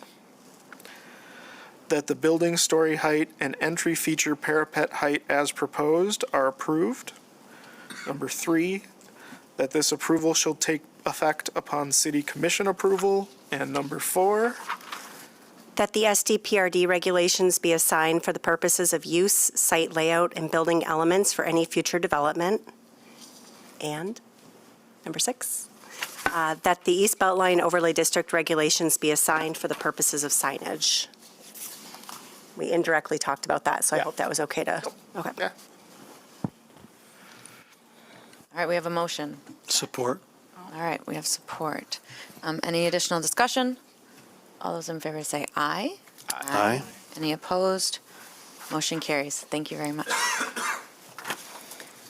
Okay, our next case is, does anyone need a break? Are we good? Our next case is 617 Fulton Street West and 17 Seward Avenue Northwest. This next request is for approval of a drive-through lane associated with a retail coffee shop located within a new mixed-use development. As you know, drive-through lanes are a special land use. This particular development is comprised of 2 properties located on the the north side of West Fulton Street between Seward and Lexington Avenues in the TN-TBA zone district. Mixed-density residential zone district is to the north, and a transitional city center zone district is to the east and to the south. You may recognize this property as the former Adobe In-N-Out restaurant and drive-through. There's a mixed-use development to the south and west, residential to the north, and a surface parking lot to the east. The building on the property located on Seward is a currently vacant building. The subject properties are located in the U to the Zoo area-specific plan that was adopted in 2012, designated as Gateway with mixed-use required storefront. First-floor retail is desired, as 4-story buildings are allowed as a recommendation of that plan. The 2024 Community Master Plan designates the property as Neighborhood Center, which is intended to reinforce a transit and pedestrian-oriented environment. And the city's Vital Street Plan classifies Fulton and Stocking Streets as an urban center street in which pedestrian experience is prioritized. The development project is a 4-story mixed-use development with 109 dwelling units, 3 commercial tenant spaces, and a 2-story parking deck. I will mention that the development is permitted by right. No special approval or consideration is required, except for the drive-through. All structures and paving on both properties will be removed in preparation for development. The buildings will be constructed to be oriented at the street with parking behind. The coffee shop will occupy the 1,800 square foot retail space at the corner of West Fulton and Seward. The driveway north of the building on Seward will provide one-way entrance for the drive-through. Vehicles will enter the site, wrap around the building, stop at the menu board on the west side of the building, and proceed to the pickup window close to the one-way right turn exit onto Fulton Street. The development will also have an additional entry and exit point on Lexington Avenue for the other uses within the development. The intersection north on Seward at the intersection of Vito is also going to be, the median will be closed or extended to close that intersection. After review of the traffic impact study, the city transportation engineer found this closure to be necessary to prevent vehicles from traveling north on Seward, making a U-turn at that intersection to enter the drive-through entrance. So on this slide, you can see the vehicles queuing on the site. There's room for about 10 to 12 vehicles to queue on the property. And the zoning ordinance use requirements for a drive-through are intended to minimize potential adverse effects of the drive-through activity on surrounding residential properties, pedestrians, and traffic flow. A 10-foot side yard landscape buffer is required. The ordinance allows that buffer width to be reduced by 1/3 with the installation of a 6-foot privacy fence or wall along the lot line. Along the north lot line, the applicant is proposing a 6-foot privacy fence along with a 6.6-foot wide landscape buffer. And at the west property line, there's a grade change. The residential property to the west is at a much higher elevation than the subject property, and there is about a 5-foot retaining wall, concrete retaining wall that already exists on the property. This wall will be preserved, will not be removed. And so with that 5-foot concrete retaining wall, a 7.3-foot wide landscape buffer is proposed on the west side. Currently, there is a 6-foot tall privacy fence atop that retaining wall. I do not know if that is intended to also be saved or will remain there, or if it will be replaced or just removed. I'll defer to the applicant on that detail. Pedestrian circulation will be provided on the public sidewalks. And this slide shows the floor plan for the proposed coffee shop and the outdoor seating area that will be located on the public sidewalk on Fulton Street. Hours of operation will be 6 a.m. to 6 p.m. daily. And regards to neighborhood engagement, both the John Ball area neighbors and the West Fulton Business Association have submitted letters of support that are in your packet. And this morning, we also received 2 letters from neighboring residents expressing some concern about both the coffee shop and the drive-through use impacting traffic in the neighborhood. And those letters are also in your packet. In sum, we are asking the Planning Commission to consider whether the reestablishment of an auto-oriented use, this drive-through, meets the intent and purpose of the TBA zone district and the U to the Zoo area-specific plan, whether the use aligns with the design and function of an urban center street in the Vital Streets plan, and whether the site configuration, site review, site plan review standards specifically for the landscape buffers and site circulation are met. Are there any questions? Any questions for Laura? I do have a question around the intersection at Seward and Vito.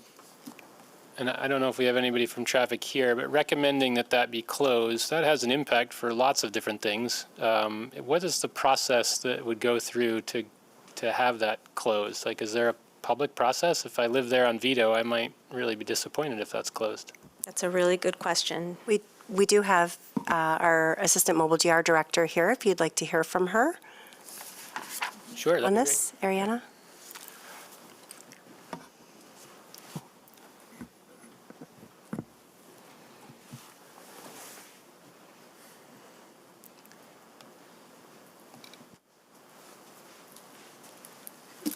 So something such as this, kind of a geometric change of this nature, something that is still kind of relatively small, it's not necessarily a large project. It's something that we would coordinate with the applicant to have them do the work. There's not necessarily a public information process, given that we kind of will restrict turns and other movements through intersections as we see fit through study and other kind of other work that we do. And so this would be in that similar vein of, like no right turn on red or any other kind of geometric restriction. Except for this is in response to a new business going in a street corner. And It's a change in traffic conditions, which is something that if we looked at a different intersection, kind of what would be going on there. Okay. So. All right. And can you maybe talk about, if in this current condition, if I'm going north on Seward and I want to do a U around that thing, I can do that, and that's legal. Why would we want to close it off now? Just given the volume of vehicles that may want to go that way, we anticipate more vehicles wanting to enter. Say Fulton's kind of more of a major street, so we would expect vehicles coming north. At this point, the U-turn is not necessarily a legal maneuver. Depends on how you. It's not recommended as that point. So you could get an impeding traffic depending on how you execute that maneuver. So it's not something that we kind of build that into our legal moves at an intersection. So, okay. So if that's closed and I want to get coffee here, I either have to come in from Lake Michigan Drive or go around the block, around and transverse through the residential neighborhood to get to that entrance, right? Because I'm most likely, I'm having to exit on Fulton Street going west. So most likely, I'm coming down Fulton Street from one side or the other. I mean, I hesitate to believe if I'm traveling along Lake Michigan, I'm going to detour down to get a cup of coffee and then go all the way back north, perhaps. But either way, I'm directed through residential streets. I guess it's hard for me to see those are the impacts that's a of that better particular situation. layout, yeah. Yeah, I share Aaron's concern, I find myself wondering why the landscape barrier on Seward can't just be shortened to allow a direct left turn in to the driveway versus closing off the entrance at Vito. And I understand this is policy and probably not in our purview, but it does seem to me to be a pretty big deal for those people who live on Vito. And if this is going to be done without their input or anything like that seems like it's a pretty big deal.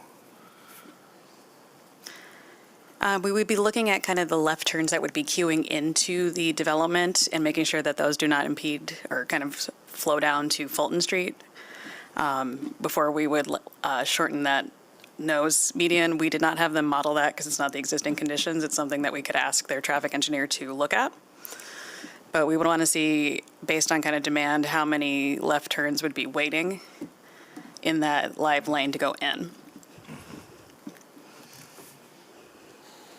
So I have an additional question while you're here. I'm wondering if there's any concern about the traffic volume using the drive-through and the sidewalk, especially with all this additional housing. So we potentially have a lot more walkers on this, a lot more people utilizing that sidewalk. It's a much more walkable environment, but there's a lot more cars associated with the drive-through than there would be a parking lot or trips So I'm curious if there's any concerns about that. It would definitely be more intense at certain times of the day. As you're looking at overall volume, it may not be that different from kind of the housing, from the amount of units there.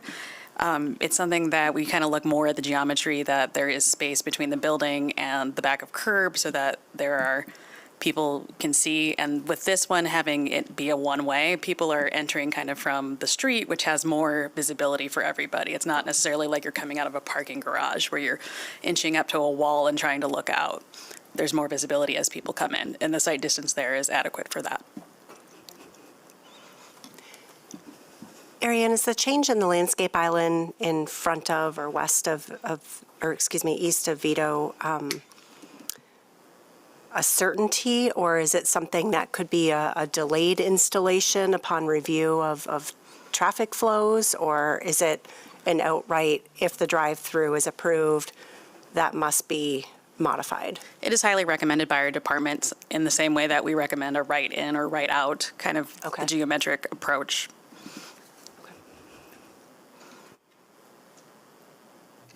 Anything else for Ariana? Okay, thank you so much. Okay, we'll have the applicant come up.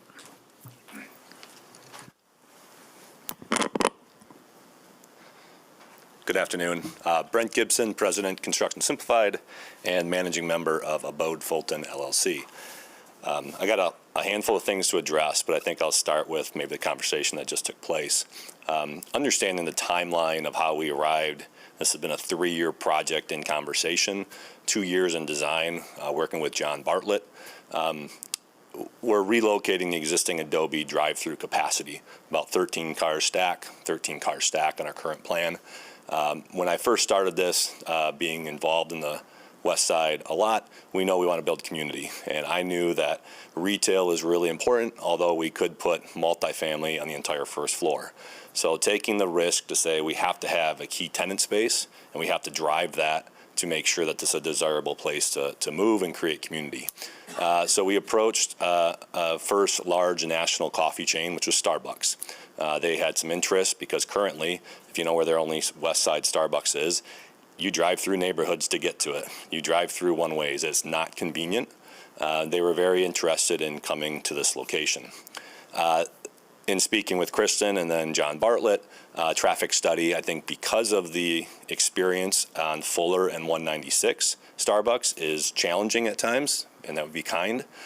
We worked through that and got John's approval to do a traffic study using Progressive on the Burton and Breton Starbucks, which is more of a neighborhood Starbucks with a drive-through. So the traffic study is based upon that density, that capacity, trip study, all that good stuff. I am 100% pushing for, if I can, I've kind of dealt with it, the non-closure at Vito, but understand that John said that needs to happen, but that was predicated purely on the traffic study, which is predicated on the Starbucks. Since then, Starbucks is no longer, because it didn't work out. They wanted too much and continued wanting too much. We have a different tenant, locally owned franchise. Certainly, we don't expect the capacity or the density. So I would love to ask the commission, if able, to, if we get to approval, delaying the installation if there's a possibility. I have it planned for. We're planning on doing the work of that block out at Vito. To the same point I asked John with the new change in use, could we actually push the southern end north so we can turn left into it? And his response was, I'll paraphrase, I have it in writing somewhere, was, let's see how it goes. So I think there's room on the table with John, and I appreciate the comments from his assistant, to understand maybe what the assistant, I'm sorry. Assistant Director. Assistant Director, sorry about that. So just covering that topic, I think I'm certainly willing to work. I don't know if it will drive traffic pattern around there currently is different. Obviously, there's a little project to the north, which is changing the traffic of Seward coming south. I think it's important to note we are bumping out the right turn only north on Lexington out into the road. So we're closing it, we're slowing it down. You see the right turn lane. We have 3 parking spots in front of the retail. We're trying to calm and slow down the neighborhood This is kind of the opposing sign of a gateway of West Fulton corridor.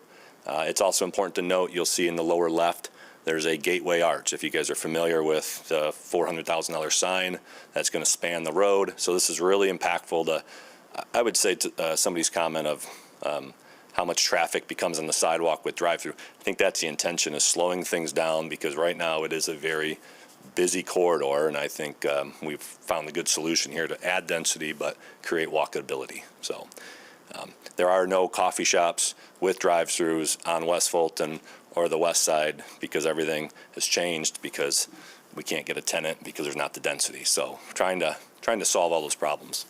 That's a little bit of the history of the drive-through.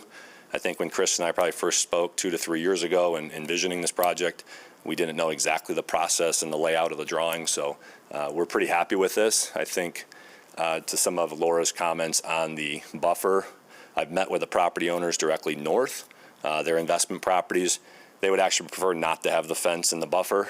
I understand their concern. I'm probably either way, whatever makes everyone happy. The retaining wall, there certainly is a 5-foot grade. The fence is on top of that, so you probably have 11 foot of block from the houses to the north looking south. Certainly my landscaping and our 10-foot buffer will be there. You just will never see it from the neighboring houses to the north. It's 10 foot, it's 5 foot down below a 6-foot fence. So parking, there are 2 entrances to the development itself, one at grade, which Laura referenced there at the parking lot underneath the deck. Directly south of that, there's a 2-way ramp that goes up to 2nd floor parking that goes up and comes back down. So all of the development traffic will go west to Lexington, and then the only access for delivery and or drive-through exiting is directly south to Fulton.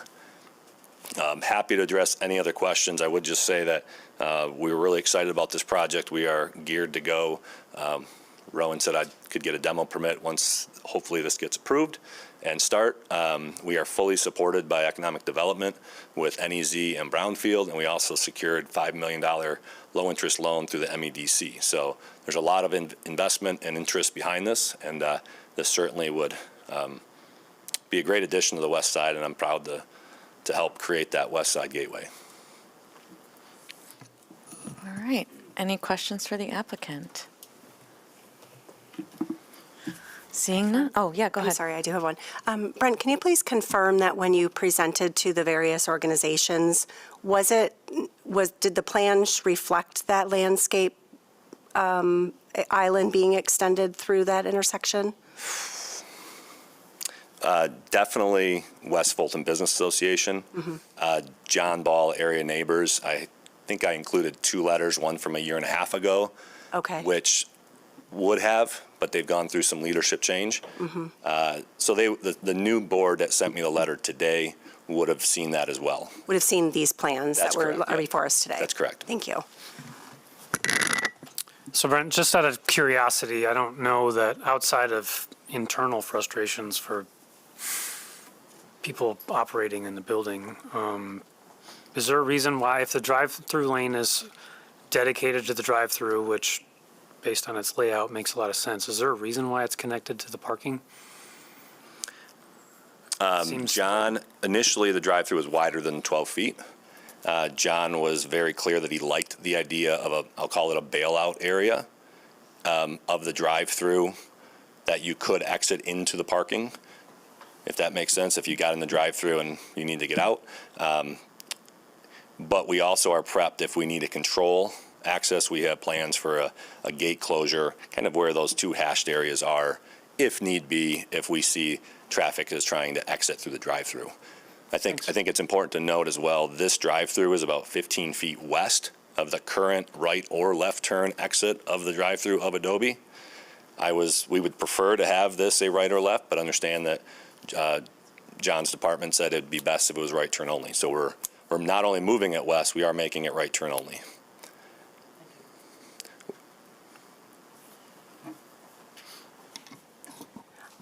I'm assuming Planning Commission would like to hear back from Ariana about the vendor discussion between Starbucks and the new vendor. Thanks.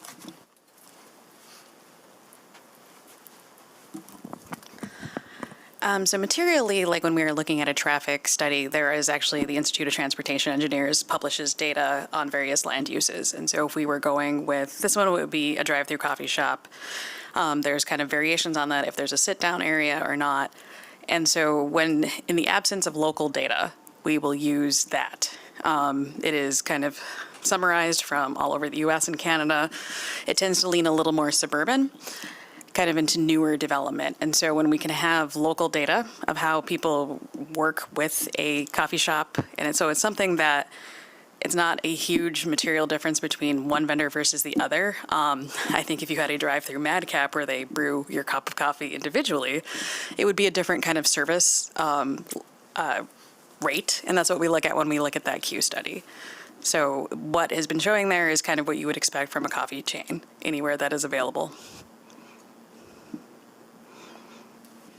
Thank you for that added context.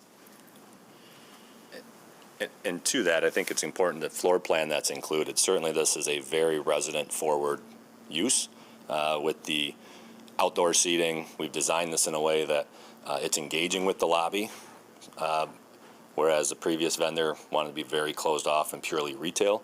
So the drive-through is an accessory. It is not the sole intention of the traffic of this use, this store. So. Great, thanks. Any questions? All right, we'll have you take a seat. I will open up the public hearing. If you are here on this and would like to give us some comments, come on up to the mic. Seeing none, I will close the public hearing. Commissioners.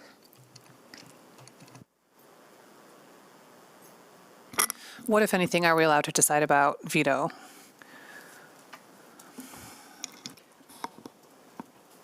Do you specifically mean the traffic island?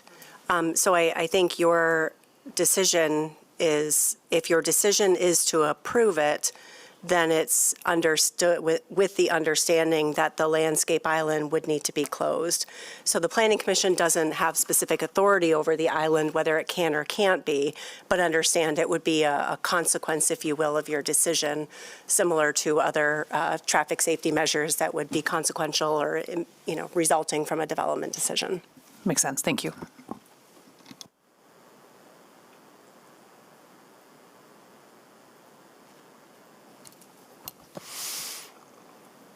I don't love the closing of the landscape or the boulevard there, but in general, I support the project. I think it's great. I think it adds density. I think it helps define that street wall there. I think it will add vibrancy to the area, and I don't have a problem with the drive-through, especially since I understand that the intensity may be greater, but I think probably only at certain times of the day. I think Adobe's probably very busy at lunch, and this will probably be busier during the morning. So I don't have a problem with it overall, and I appreciate that it adds housing to the city.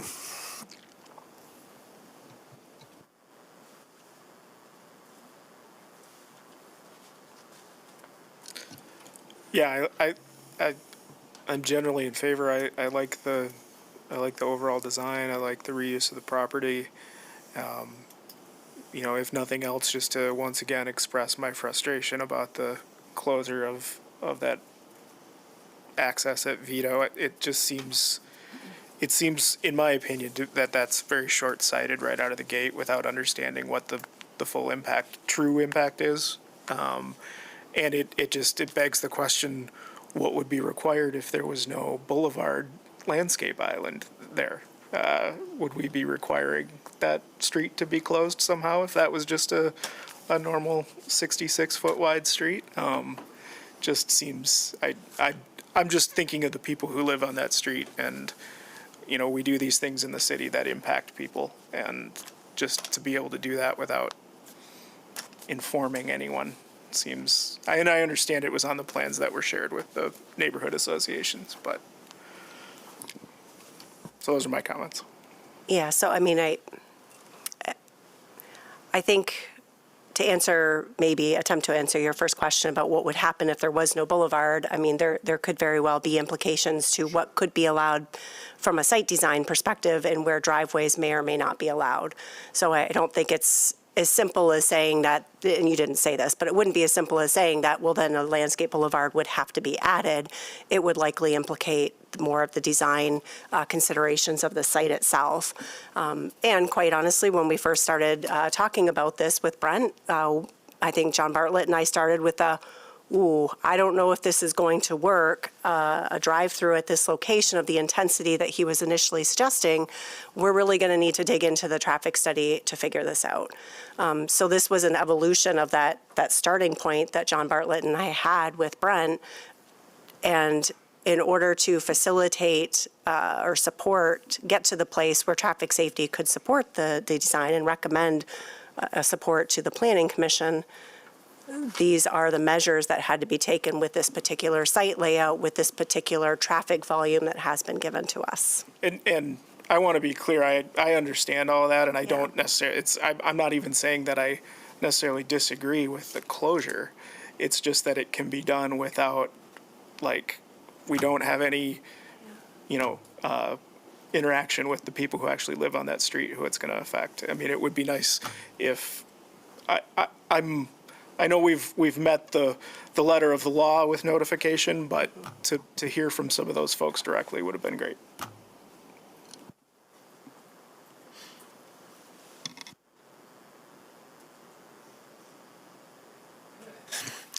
Yeah, I don't know. I struggle with that as well. I mean, the Adobe Drive-In was different because you're entering in on Lexington. We're not routing traffic in and around residential streets in order to get into the coffee shop. We're not just going to go the other 75 feet down Seward until there's a next break in the island to make our U-turn. So I struggle with it. And candidly, I feel the same way about urban drive-through coffee shops that I do about urban self-storage. It's just I just don't really care for it. And honestly, I don't think I've ever once in my life used a drive-through coffee shop, so that could be why. I don't have that need or desire. So I struggle with it a bit. Also disappointed in the way the traffic pattern changes happen, apparently. Generally really appreciate our traffic teams here in the city. So I don't know, not super excited about it. Love the development, but that's not what we're here to talk about. A drive-through here on this corner with a new configuration that pretty dramatically alters traffic patterns is a struggle for me.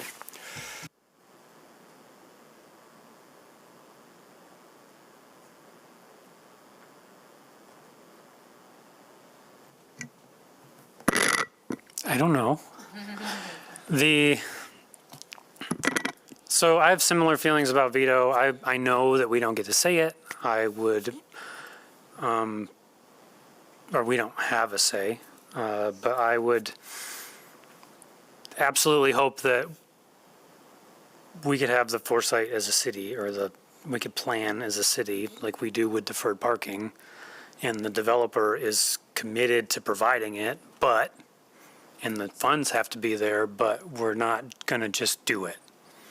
So wait a year, wait 6 months and see what happens. If those funds have to be in escrow or something weird, that's something somebody else can figure out.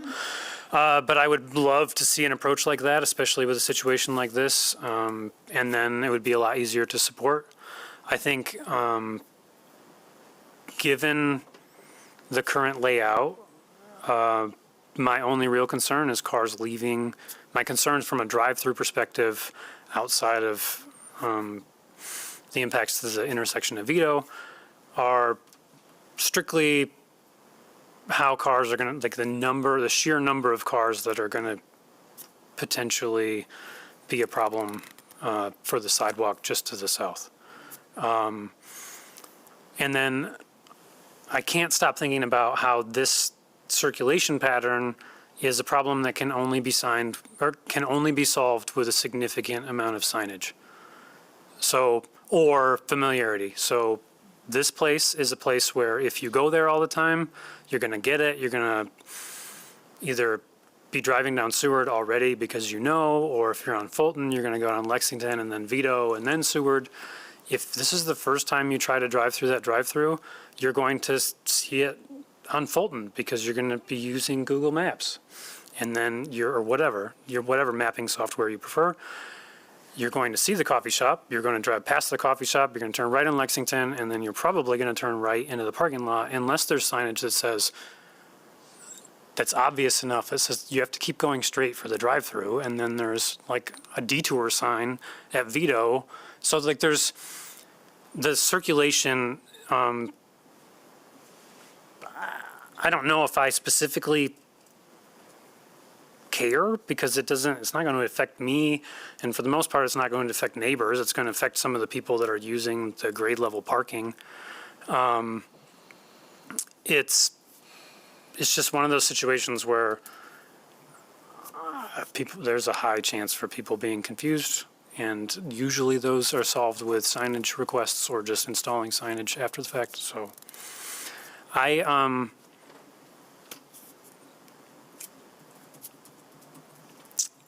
with that being said, there was a drive-through here, so if there was a method that was a little lower impact on the neighboring circulation, I think I would be fine with it. Obviously, appreciate the density of the development and appreciate the coffee shop serving the lobby and its existence on the corner and holding that corner. I think all of those are good things, and I guess I similarly, if somebody told me right now we could just try and see with Vito open, I would be much more open to supporting it completely.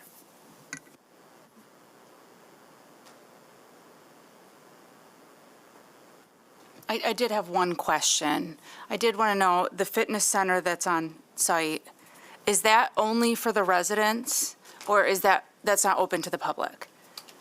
So the intention, we don't have a signed lease. The intention is that it is the only fitness area in the development. The intention is to give a local fitness entrepreneur room to make a studio, but also give them a responsibility to the development to provide fitness for them. So trying to drive that community, ironically, have conversations started with a retail tenant in the 616 directly across the street for a cycle studio. So the plan's coming together to do that. Okay. If I may add to Aaron, not to disagree with the drive-through entrance for Adobe is directly south of the current drive-through. It's right where they turn left, just in front of the southern nub. You can see the curb cut infill there. That is where the drive-through pattern, now I didn't check the previous SLU from 2000, but that is where the drive-through stacks. So anyone that exits Lexington or enters from Lexington drives over a curb, over a rock, loops the parking lot. It's a mess. We see it all the time. Yeah, I think the difference there is you have all the stacking on site versus you won't have stacking on Seward, which is what the traffic folks are worried about here, right? Because so we have the same stacking on site. We're essentially moving the window southeast from where it's currently at and the drive northeast. We're just stretching out the snake, if you will. Now, John Bartlett did say, because I asked him about the U-turn way back when, he said, well, if they go up to California, I think to the next street up, sooner or later they're just going to get annoyed and learn the pattern. and I understand what he's saying. You do that once or twice, you're like, oh, I go this way if I'm a drive-through guy. yeah, and I guess I think some of us here are expressing some disappointment that we can change traffic patterns that affect residences in order to, to obviously support a development or a new element in the city without any resident input on that. It was what it feels like to us. It's not your fault. Yeah, so my office is there on the southeast corner of Lexington and Fulton, the white building. I will tell you, Lexington is a truck drive north. It connects to Stockbridge and goes directly northwest. Seward, obviously, is Seward. If you look at that multifamily development on the southeast corner of north of Vito, that's a one-way south.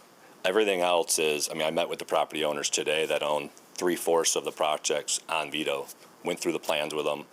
It's not a concern. I think to Kristen's point, this has been talked about in the neighborhood for some time. It hasn't been a concern. I don't like it. I'll enter into whatever agreement we can, but I also respect Bartlett's suggestion that it's needed, so. I think, Commissioner Yunker, though, I did specifically ask Brent if the landscape island or boulevard extension was included in the plans he presented to the community, and he said yes. So per testimony, they have been presented to the community at a number of meetings. And through the public hearing process and the Planning Commission's expectations that engagement must take place prior to the Planning Commission meeting or hearing, I guess I don't think that we do allow for traffic pattern modifications that are resulting from a proposed development without the opportunity for neighborhood engagement. I understand, and I will say, I am a civil engineer, and when I looked at the prints, which I usually do before I read the reports, because the prints sort of give me a graphic design of what's in the report, I didn't notice it.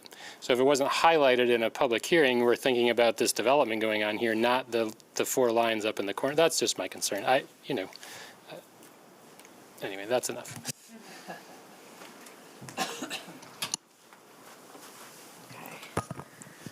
All right, yeah, I mean, I too hope that in general that the drive-through is actually accessory to the rest of it, just because, I mean, the sentiment about being very intentional about including retail on that ground floor instead of having it all be residential, and the idea of supporting retail there, I'm not sure the drive-through actually is helpful to that, because people will be driving past all the other potential retail tenants that are in that space. But yeah, I do wonder if there's an opportunity to kind of wait and see what happens related to that closure of the Beto Island, understanding that it very well likely will be needed, but just kind of having more of that ground truthing, if that's possible. Yeah, and I hadn't thought about the confusion of the traffic circulation until Brian mentioned that, and there is a high possibility that someone will enter from Lexington and then wonder where they can order their coffee, and then have to go back around this whole now larger block to get to where they're supposed to be. So I guess you live, you learn, I guess. Could park and get out of their car. Well, not if they want to use the drive-through. Sure. That was kind of why I was concerned about the fitness center, because is it going to be a full parking lot? Is the timing going to be right? Because, my desire for coffee would probably outweigh my laziness to go through the drive-through, and at that point, I would just park. But again, we're just talking about, my coffee patterns, which some of my colleagues don't have the same addictions that I do. So I think that I would, think that people would probably park. And I do also not want to just see empty storefronts. Like, to me, giving a little bit more of concessions, especially, I like to be a purist, be like, everything should be walkable and we should make everything work.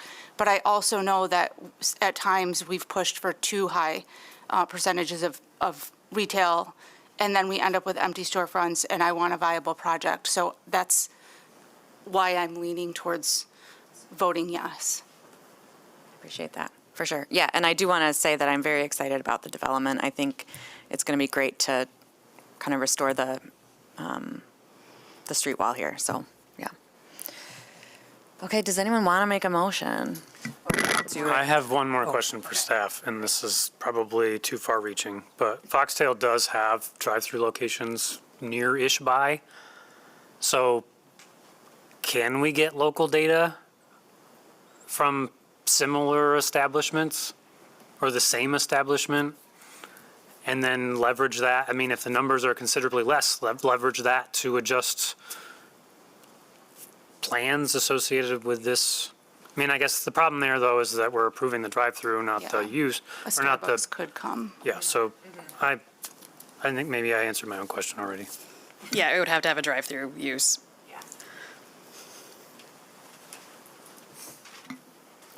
Whether I provide this or not, Foxtail does have a drive-through in Granville. Their stack is 7, right? They're just not as intense as Starbucks. But again, it would dynamically change the development to reduce the drive-through, and I think that would go against what the traffic study and everything would show. It doesn't work this way because we're not approving the Foxtail, right?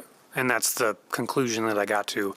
My point was, if there's considerably less traffic volume at a local Foxtail that's a drive-through, like the one in Granville, then maybe we don't have to have the veto conversation, or maybe we're not causing the same traffic problems that we're dreaming up at the moment. Is there a way, Kristen, certainly on schedule, we could do this at the beginning of the project, at the end of the project. Approving this as drawn, and if that means we got to come back for another special land use for removal of it, if we provide more data, I would certainly be an advocate to help provide that to John Bartlett. And Well, I think, I think the record is pretty clear that the Planning Commission is not the driving force behind the Boulevard extension.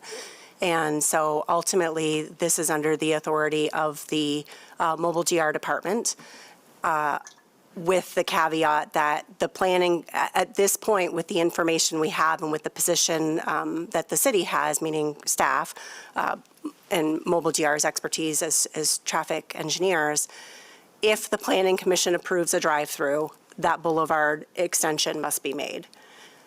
If there are separate future conversations, and I don't want to suggest that Mobile GR will change that position, but if that's something that takes place and there is a different conclusion, which again, I want to be clear, I'm not promising, it would not be expected to come back before the Planning Commission, because based on this record, that is not a material distinction or material item for their approval. If anything, it sounds like the Planning Commission would prefer it not to be extended. However, they understand that their approval would require that extension at this point. Does that make sense? Yep. And just for the record, I'm either way. My tenant is either way. It would be ideal for us, but understand there's two other parties to Planning Commission and Mobile GR to make happy. So I don't want to be the impedance here.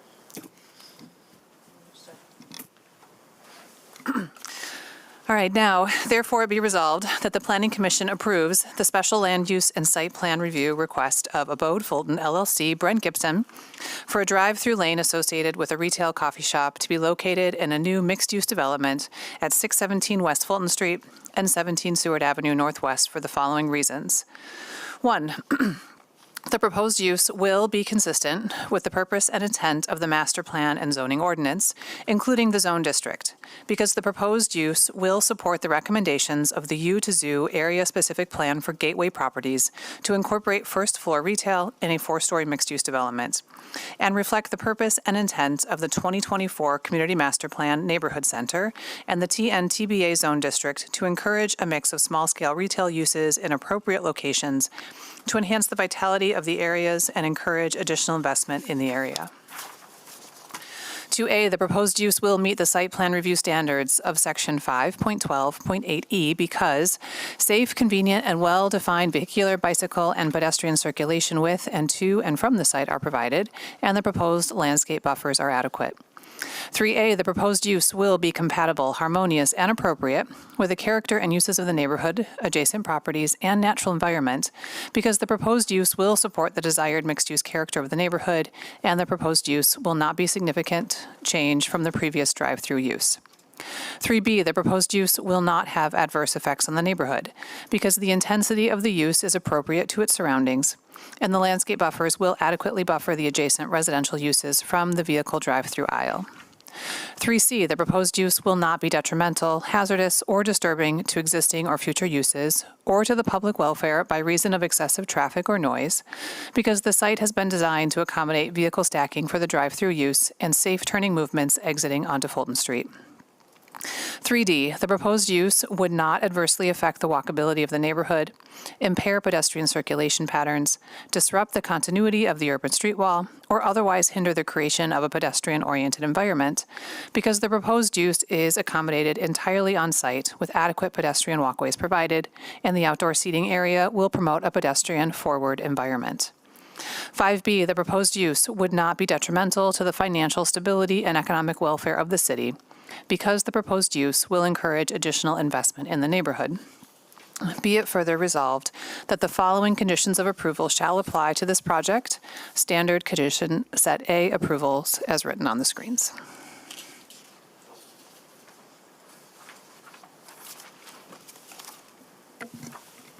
Second.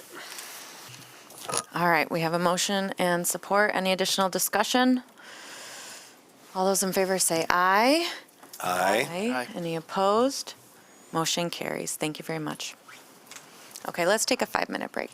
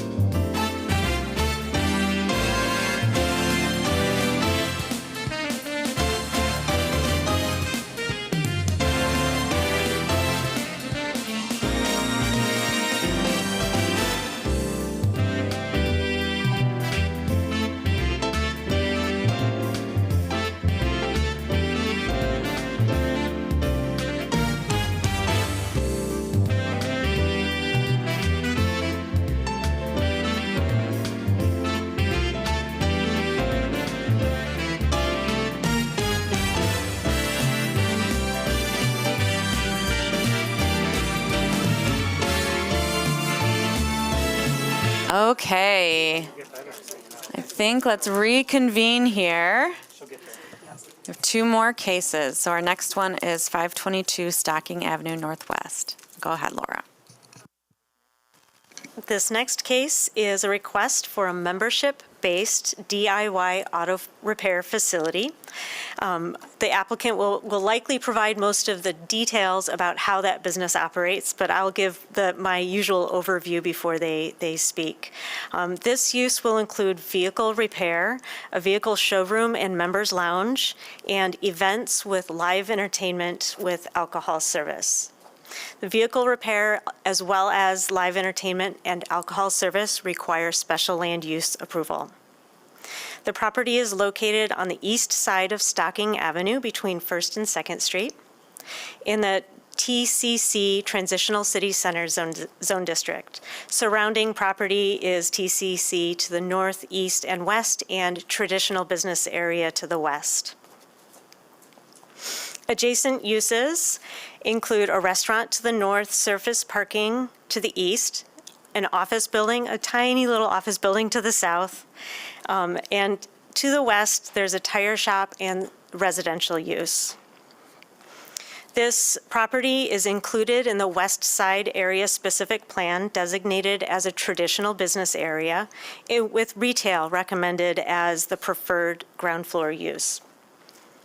The property is about half an acre, and it is improved with an approximately 12,400 square foot warehouse building and a 16-space surface parking lot. The west side of the building fronting Stocking Avenue has storefront windows and a large building entrance. The windows are currently covered with decals that obscure visibility into the building. And the applicant has indicated that if approved, they would be removing the window coverage to restore transparency into this area of the building. I will also mention that, you'll see when I go over the floor plan, but this area of the building will be the vehicle showroom and members lounge. That's what the windows will look into. The south side of the building facade facing the surface parking lot has an entrance door. This door here, it looks tiny on this large wall, and an overhead door for vehicle entrance along with several windows. There on the right side of this page, there is a second overhead door that enters to a small building addition that also faces the parking lot. So no site changes are proposed. You will notice that there's no separation between the subject property and the property to the south. The parking areas kind of flow into one another. I will also mention that both properties are under common ownership.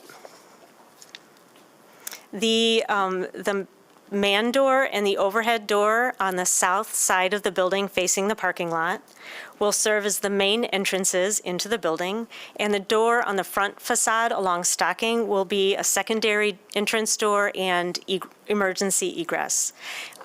This is, although the zoning ordinance does require building to be oriented to the street with entrances also oriented to the street, the use of this door on the south side of the building is a continuation of the previous use that was there. Interior changes to the building will include installation of 5 vehicle hoist bays, 2 new restrooms, physical separation of the showroom and the repair area. As I mentioned, the showroom will be located on the west side of the building and the repair area on the east side of the building. And additional modifications will be required to meet building code for the vehicle repair use. The vehicle repair will be by members on their own vehicles and by appointment only. The hours of operation will be 10 a.m. to 8 p.m. daily. And the zoning ordinance for vehicle repair requires the lot size to be at least 1 acre.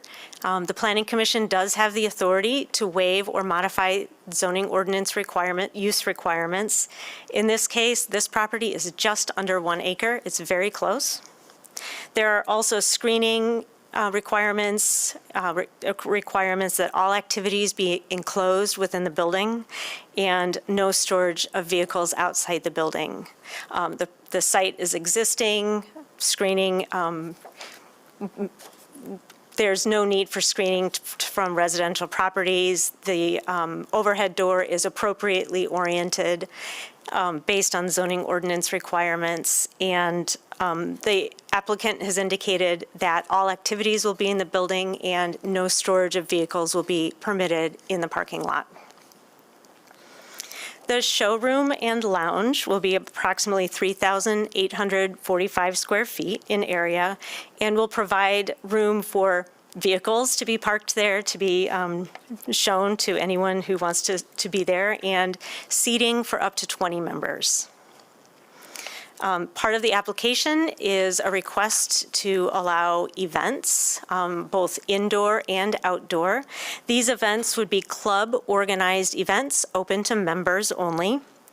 And the indoor events may include live entertainment, such as a DJ or a band, and will be limited to fewer than 50 attendees. Alcohol will be served at these events by a licensed caterer. Also, events will end no later than 8 p.m. And a temporary use permit would be required. Because of the alcohol use, an operations management plan is required.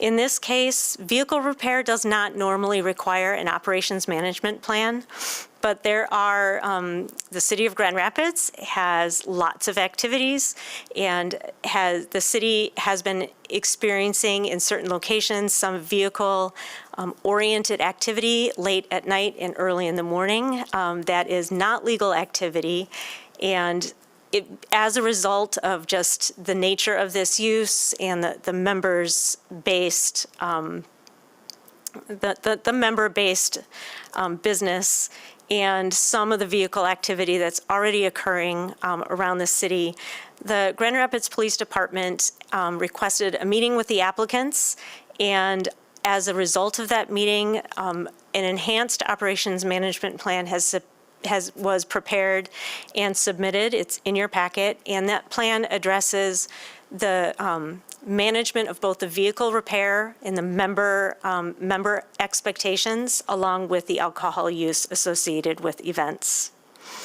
Staff is recommending a condition of approval that this operations management plan be reviewed by the Grand Rapids Police Department and approved as a condition of approval.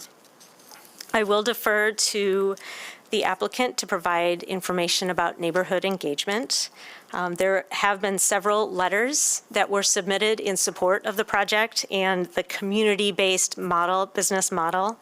And we also were in receipt of one letter from a neighboring resident with concerns about whether or not parking would be adequate for the events that will be held. In sum, we are asking the Planning Commission to consider whether the auto-oriented use meets the intent and purpose of the TCC Zone District and the West Side Area Specific Plan, whether the proposed operations of the membership-based vehicle repair meets the zoning ordinance requirement for the use, and whether the operations management plan adequately addresses concerns. Are there any questions? Thank you, Laura. Any questions for Laura? Oh, okay, thank you. All right, we'll have the applicants come up.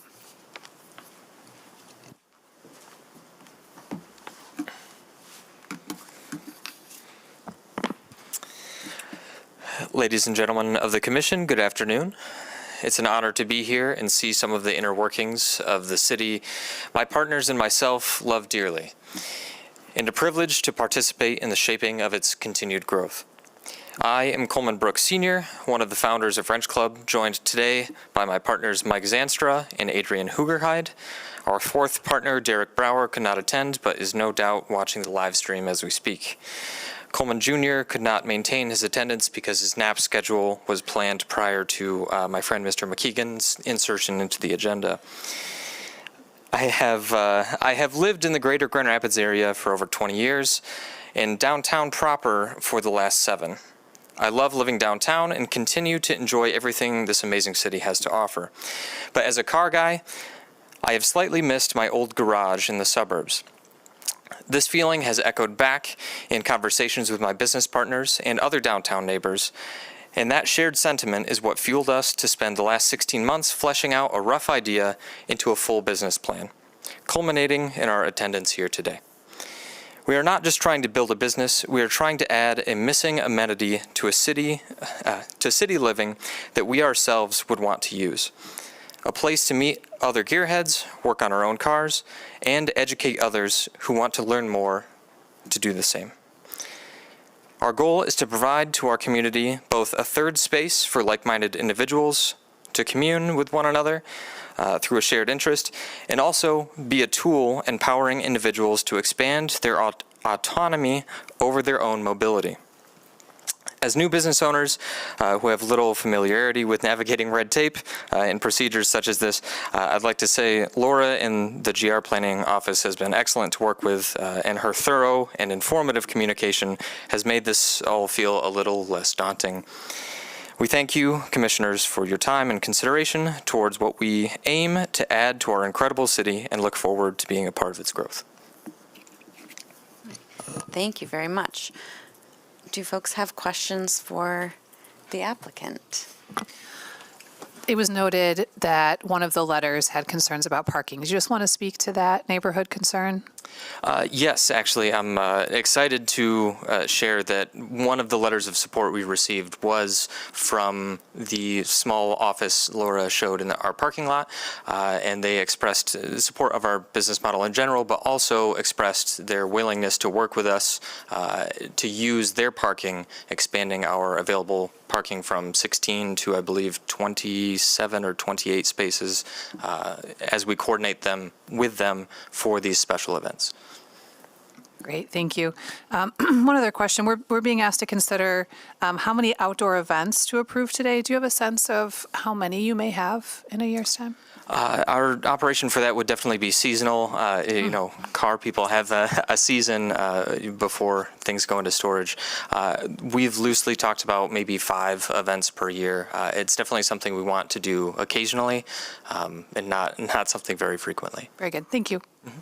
As a follow-up to that, would those be 5 one-day events, or would it be like 5 weekend events? Because we also have the consideration of whether we approve the number of events or the number, how many days per year that is. So, yeah. Yeah, we consider them 5 individual day events. Okay, thank you. As an avid do-it-myself car wrencher myself, and who's never had a garage other than the small one I have in the city, this is, I think it's a great opportunity. I appreciate what you're trying to do here. I do have a question though, and as a do-it-yourselfer, I know what happens is I rent my bay and something happens that I didn't anticipate, or things don't quite go as I hope. And maybe my car is now immobile and I need a part that I can't get for another day or 2 or something like that. And how does my car then not end out in your parking lot? Like, what happens in that scenario? And I know you talked about no external car storage, but it does seem like if you're working with folks who are enthusiasts, they're doing projects. It's not a 4-hour project, it's a 4-week project. And what am I doing with my vehicle during that time? How do you anticipate that works? Yeah, so because the majority of repairs would be done within their normal time frame and not be left in the shop overnight as members take their cars home, the rare instances where something like that would happen, there's plenty of space in both the shop area or the showroom to figure out either an overnight or long-term storage within the building.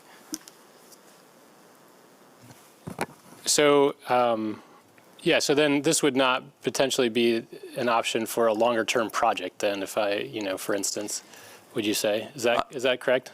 No, so we are offering, bulk rates on the bays themselves. So there would be an option for a member who does want to tackle a longer project to be able to rent one of those service bays for an extended period of time. Gotcha. Okay. Thank you.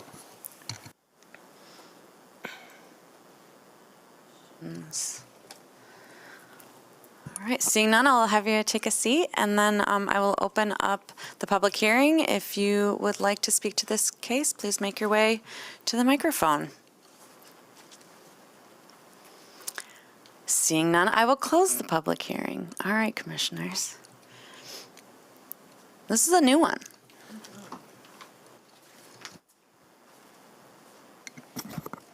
Yeah, I don't repair cars myself, and I've never tried. But I appreciate that there's folks like our applicants who are willing to add an amenity like this to the city. I think it's a good fit, especially where I think it's appropriate in the location too. And it seems like they've done a lot of work trying to get neighborhood support and that type of thing. So I would be in support of it.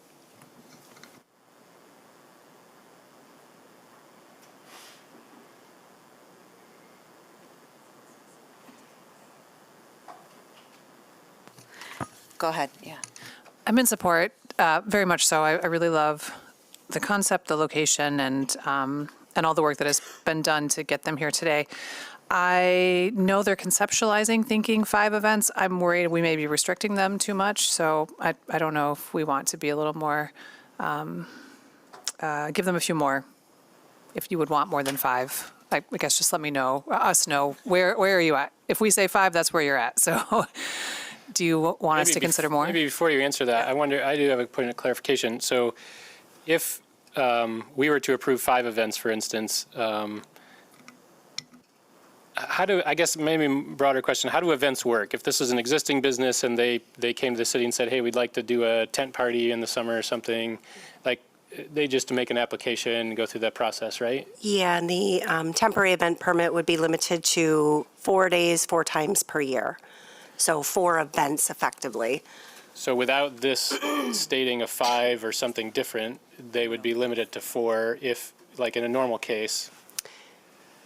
Yeah, I want to be careful that an event is not always an event. So there's some limitations as to the types of events, but if it's sort of incidental to their business, then they would be limited to 4 under the current zoning ordinance. Whereas this approval would allow them at 5. Okay. To add 5 or up to 5? I would say up to 5. We wouldn't stack the 5 on top of the 4 because as part of your planning commission consideration, I would sort of default to you felt 5 was appropriate, therefore it's 5 maximum. Okay. So to answer Commissioner Jen's question, apologies, I'm not going to try to pronounce your last name. No problem. We would definitely, be amenable to more events. We really want to be community focused and community centric, and as we continue to grow, the opportunity to find additional opportunities for programs or programming, reaching out with neighborhoods, we would enjoy more freedom in that regard. So as a car guy, what is your season? If there was a monthly event that you held, and the weather was potentially good, what would that look like? As a car guy, I would say the season is normally April to November. I would say this past winter kind of changed my thoughts on what the normal car season is, or if there even is one. But yeah, I would say traditionally it's between 7 and 8 months of warm weather that you can keep your car clean and keep salt off of it. I apologize if this is in some of the materials, but how many members are you targeting? Would you hope for roughly?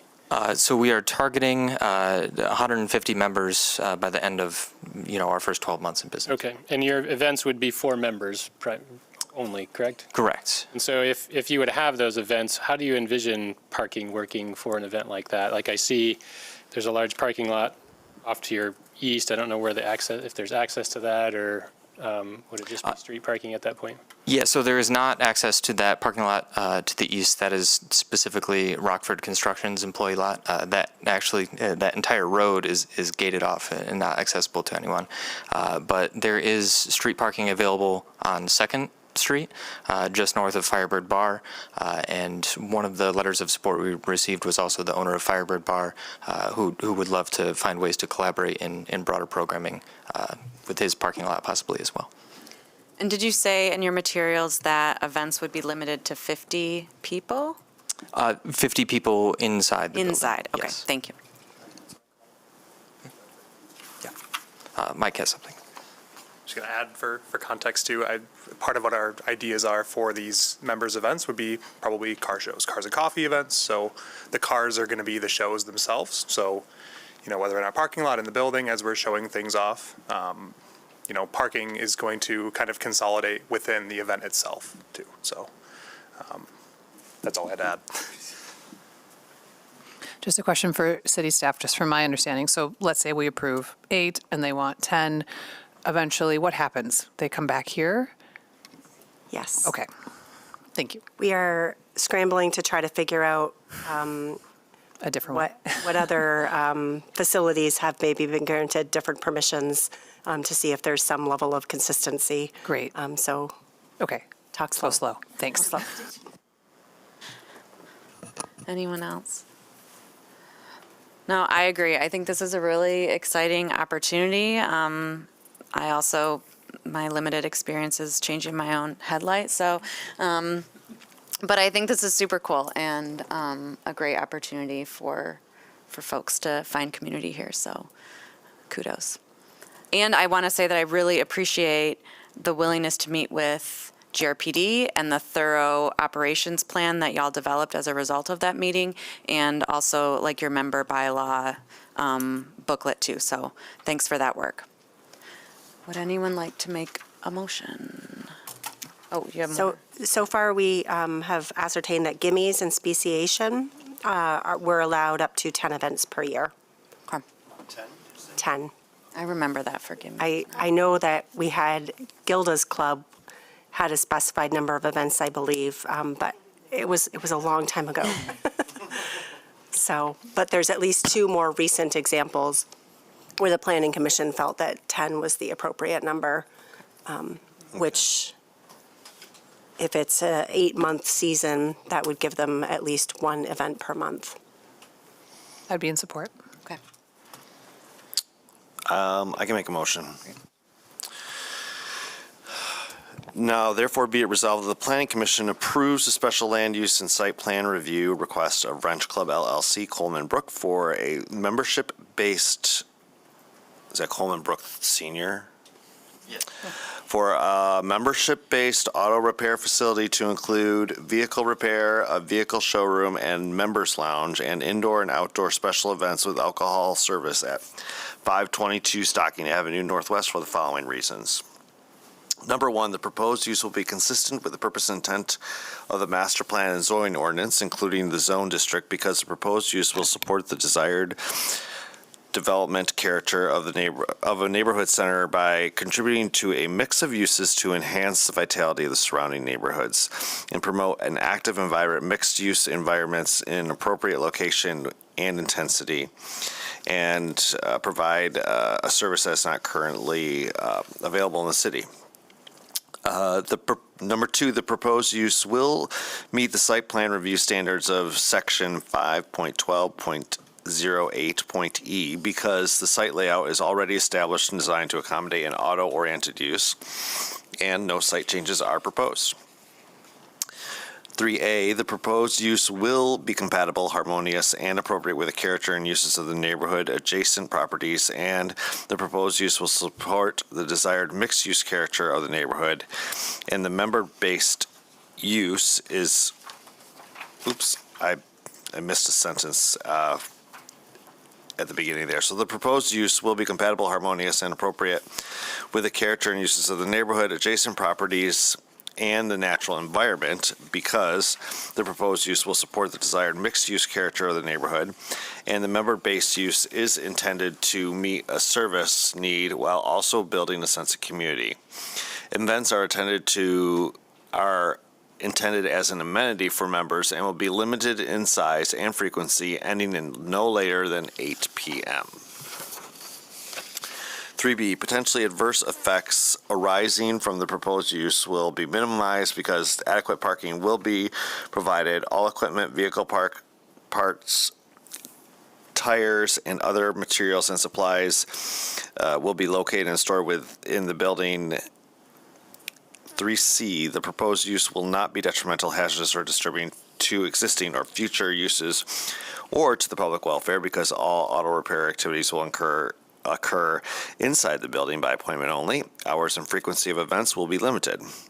3D, the proposed use will not adversely affect the walkability of the neighborhood, impair pedestrian circulation patterns, disrupt the continuity of the urban street wall, or otherwise hinder the creation of a pedestrian-oriented environment because the existing building is located at the sidewalk, and the window coverings on the front of the building facing Stocking Avenue will be removed, restoring transparency into the building. 5B, the proposed use will not be detrimental to the financial stability or economic welfare of the city because the use is not anticipated to result in nuisances that require excessive code enforcement actions given the proposed scale and hours and plans that have been put in place. E1, given the character, location, development trends, and other aspects of the neighborhood, the proposed location for alcohol consumption will demonstrably be an asset to the neighborhood because the alcohol use is associated with an occasional members-only events and will not be part of daily operations. E3, the use or change in use as constructed and operated by the applicant is compatible with the neighborhood because support for the proposed establishment, including special events as an amenity for members, has been expressed. E5, the use as proposed will be operated by the applicant will minimize or eliminate negative secondary effects on the neighborhood because the establishment has an adequate operations management plan and the proposed duration of events will be limited. Be it further resolved that the following conditions of approval shall apply. Standard condition set A approvals as on the screen.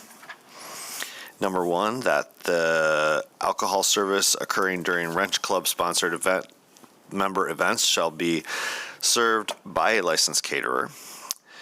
Number 2, that indoor and outdoor events shall end no later than 8 p.m. with the property vacated by 9 p.m.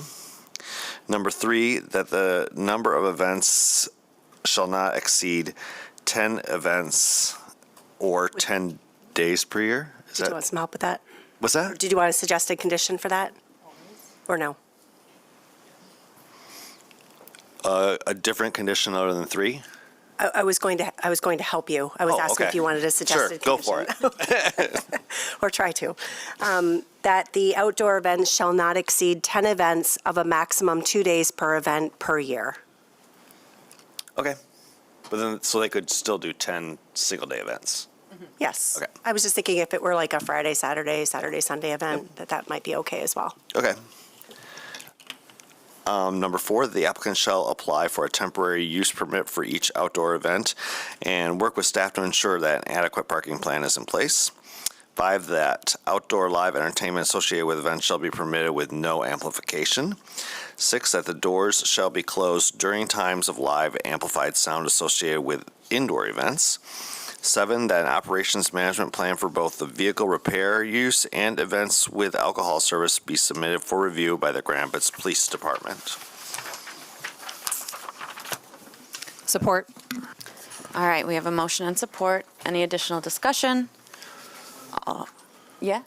Oh, sorry. All those in favor say aye. Aye. Any opposed? Motion carries. Thank you very much. Good luck. Okay, our last case here is 705 11th Street Northwest. And Avery will walk us through this one.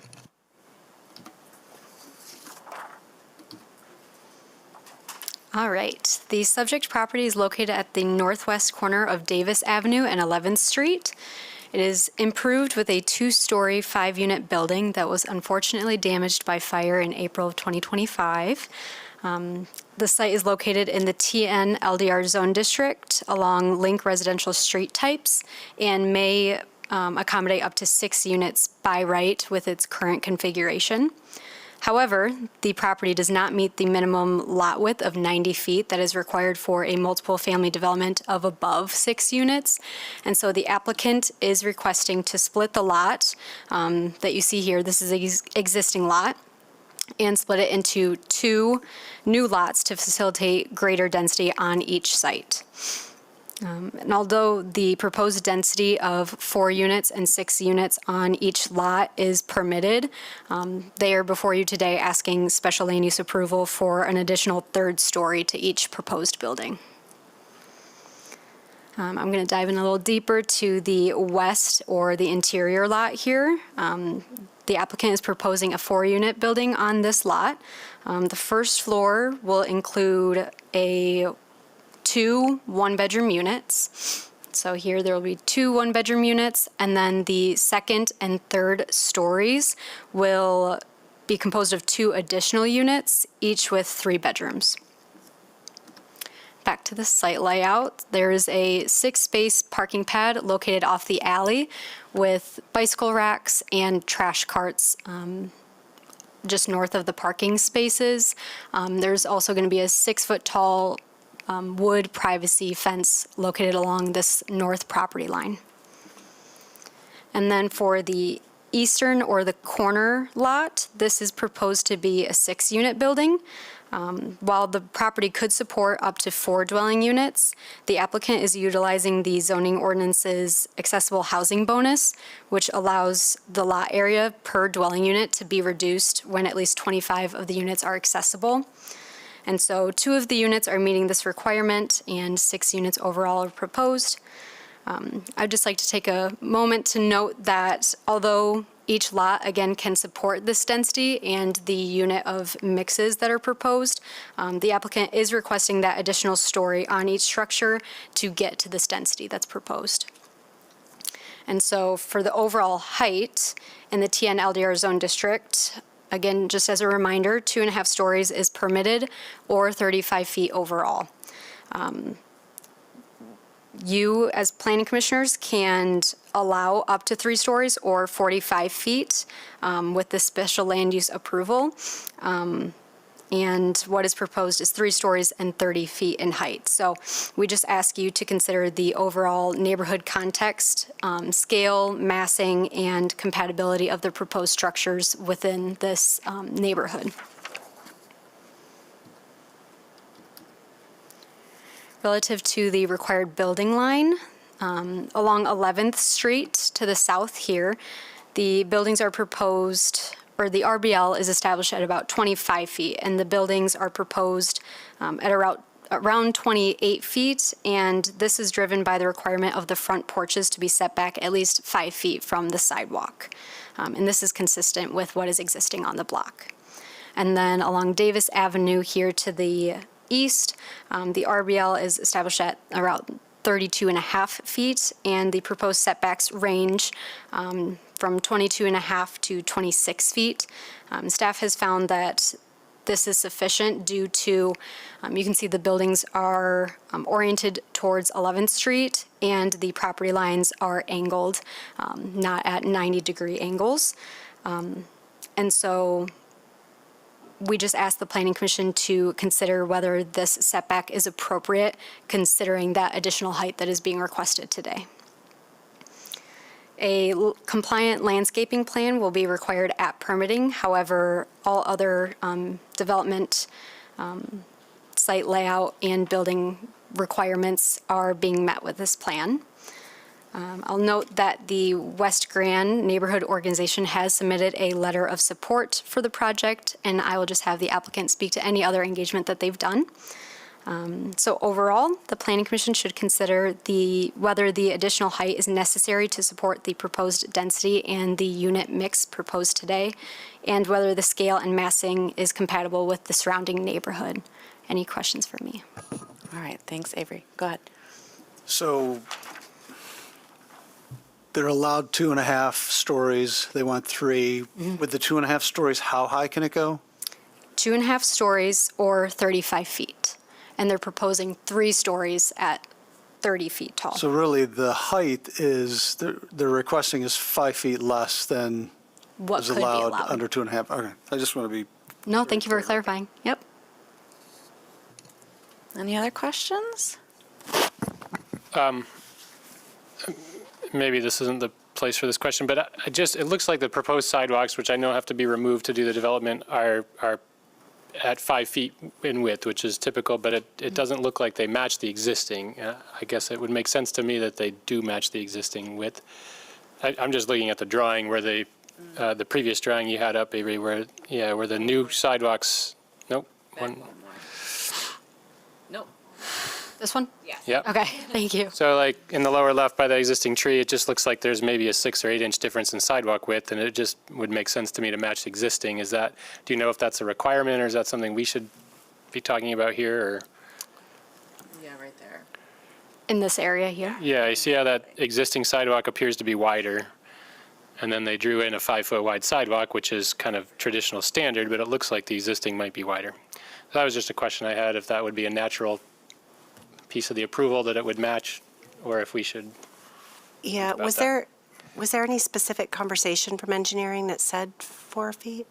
I thought it would be 5 feet typically. It is 5, it's labeled as 5, the new sidewalk, but it looks as though the existing in both sides is probably, just by visual, 5.5 feet or something, and I don't know why it would be drawn that way if it wasn't.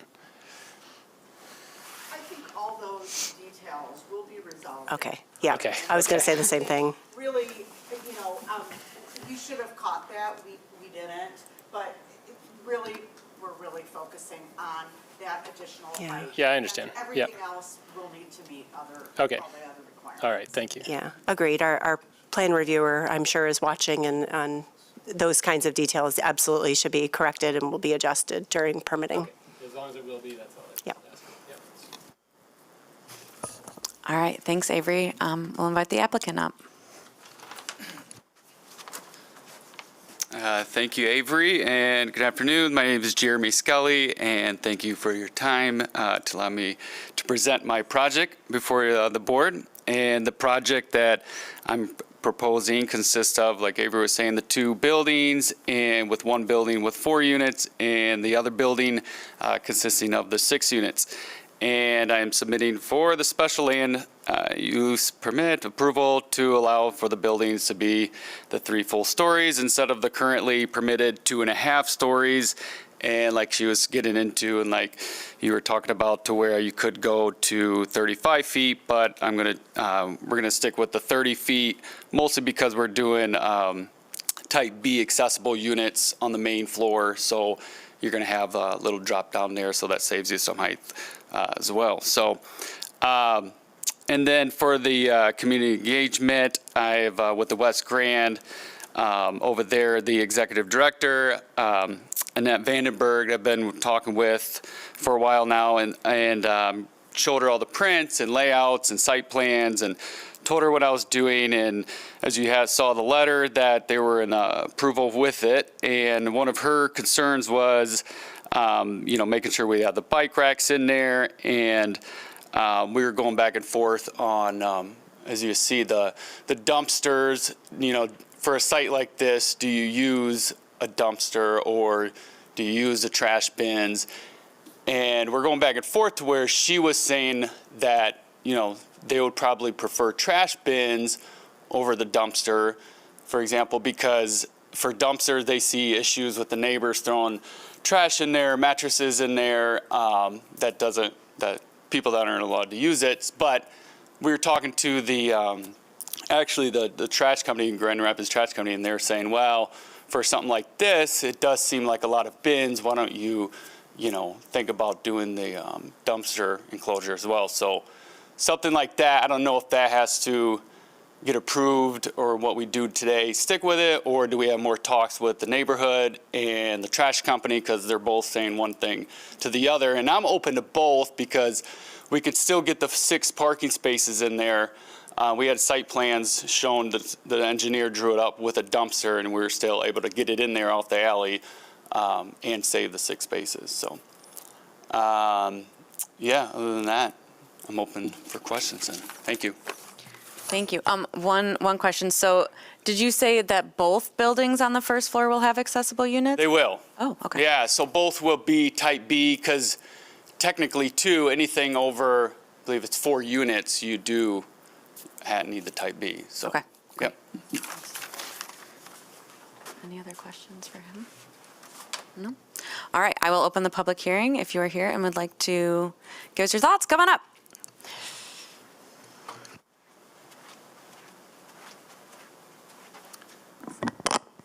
Hi, my name is Daniel Molling. I live on Davis Ave, just a few houses up the street. My house where I live with my wife and newborn son is in the aerial photo. So, yeah, he's with his aunt right now, so that's why I can be here today.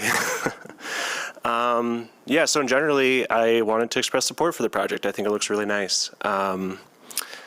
Yeah, I was kind of made aware of this a few weeks ago with the flyer, so I decided to come in. I've long been interested in the work of the Planning Commission, so I thought this was a good opportunity to just come in, sit in on a meeting and give a comment.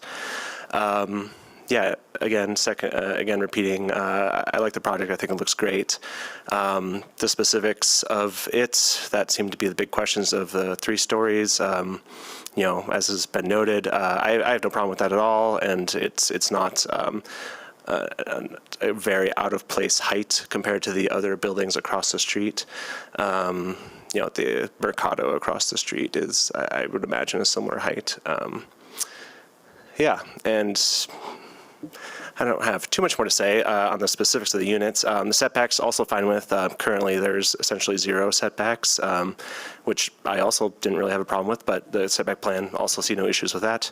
The specific location makes sense to me. 11th Street is kind of a main entryway into the neighborhood, so it seems like a good location to add some additional density to the neighborhood, which I like to see. You know, I've been very happy with the development the past few years along Leonard Street, and this type of building will help support the new businesses that have been popping up lately along Leonard, and I think help bridge help connect the Leonard Street area corridor and the Bridge Street corridor. And I think because of those 2 neighboring corridors, this neighborhood seems like a good location for some higher infill density. So yeah, that's all I had to say. Thank you. Thank you. Yeah, anyone else? All right, I will close the public hearing. Commissioners. I like it. I think it's it's kind of what we're looking for, infill of some lots that are, designed for this type of use. I don't have an issue with the height. I'm familiar with the area, and I was just looking on Street View, and I think there's enough separation from lower height residential properties that I don't think there will be much of an impact personally. I would say about the dumpster enclosure versus bins, I would encourage you to stick with the bins, because as someone who lives on a street that there's a multi-tenant building at the end of my street that my house is very close to that has a dumpster, when the trash truck comes to pick it up at 5 a.m, it's not nice. So, and I know there's rules about that, but the trash companies don't care. So those are my comments. Yeah, I also, I was through this building after it burned, and so I'm excited to see something happen here. And would also encourage, and in fact would encourage directly the use of the city services and trash bins. I've built multifamily and seen them used in much larger developments than this, and I think it can be effective, and the city never shows up at 5 a.m. to pick up the trash. And it does work really great, so encourage that. But no, I'm very much in favor, love what is going on here, creative way to get some density on this site. So appreciate it.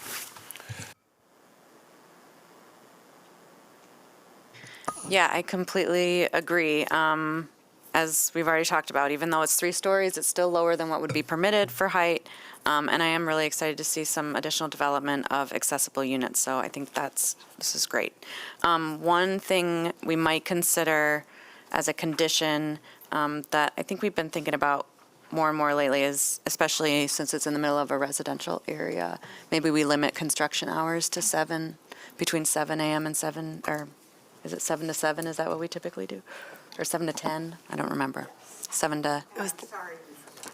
Don't apologize. We do 7 to 7 typically, right? 7 to 7. Okay, great. Thank you. Anyone want to make a motion? Last one of the day. Jump on it. All right, I'll make a motion. Will you put your microphone down? Now therefore be it resolved that the Planning Commission approves the special land use and site plan review request for JL Equity Group, LLC, Jeremy Scully, to add 3 stories to 2 proposed residential buildings of 4 and 6 units that can otherwise be constructed by right at 705 11th Street Northwest for the following reasons.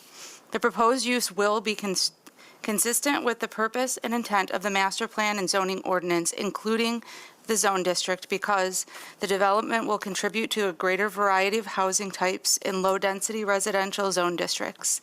2024 Community Master Plan, Great Neighborhood Recommendation 1B2. The proposed project supports infill development at an appropriate scale. Vital Business District Goals 2A3. The proposed building and site will meet all standards of Section 51208E because the site has been harmoniously and efficiently organized in relation to the size and type of lot, character of the neighborhood and adjoining structures. The site and building components have been designed to meet all zoning regulations.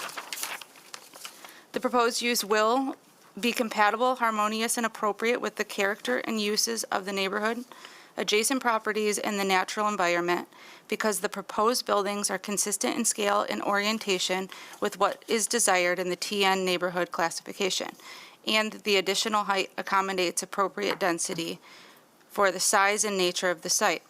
The proposed use will not have adverse effects on the neighborhood because the buildings, structures, and entrances are appropriately oriented on the site and building setbacks are meet the minimum zoning requirements. The proposed use will not be detrimental, hazardous, or disturbing to existing or future uses or to the public welfare by reason of excessive traffic, noise, odor, and visual clutter, because vehicular access for the west parcels will be from the alley, and the landscape buffer will be provided to mitigate glare, noise, and disturbance to abutting residential properties. The proposed use will not adversely affect the walkability of the neighborhood, impair pedestrian circulation patterns, disrupt the continuity of the urban street wall, or otherwise hinder the creation of a pedestrian-oriented environment, because the building setbacks will be consistent with neighborhood properties, maintaining the street wall and bringing the east building closer to compliance. The placement of the structure, entrance, and alley parking reflect a pedestrian-oriented site. The public or private infrastructure already exists and will safeguard the health, safety, and general welfare of the public, because the infill development and provisions of additional housing units will support and complete a stable neighborhood. The proposed use will not be detrimental to the financial stability and economic welfare of the city, because the additional dwelling units will contribute to the tax base and support the nearby business district. And the proposed development will encourage additional investment in the neighborhood. Be it further resolved that the following conditions of approval shall apply. Standard conditions set A, as seen on the screen, and condition 2, that construction be limited to the hours of 7 a.m. to 7 p.m., do we usually say? all days of the week. Great. Support. All right, we have a motion and support. Any additional discussion? All those in favor say aye. Aye. Any opposed? Motion carries. Thank you very much. Okay, do we have anything for Planning Commission discussion? No. All right, I will open up the public comment period. If you would like to address commission, now is your time. I will close the public comment period, and we are adjourned. Thanks, everyone.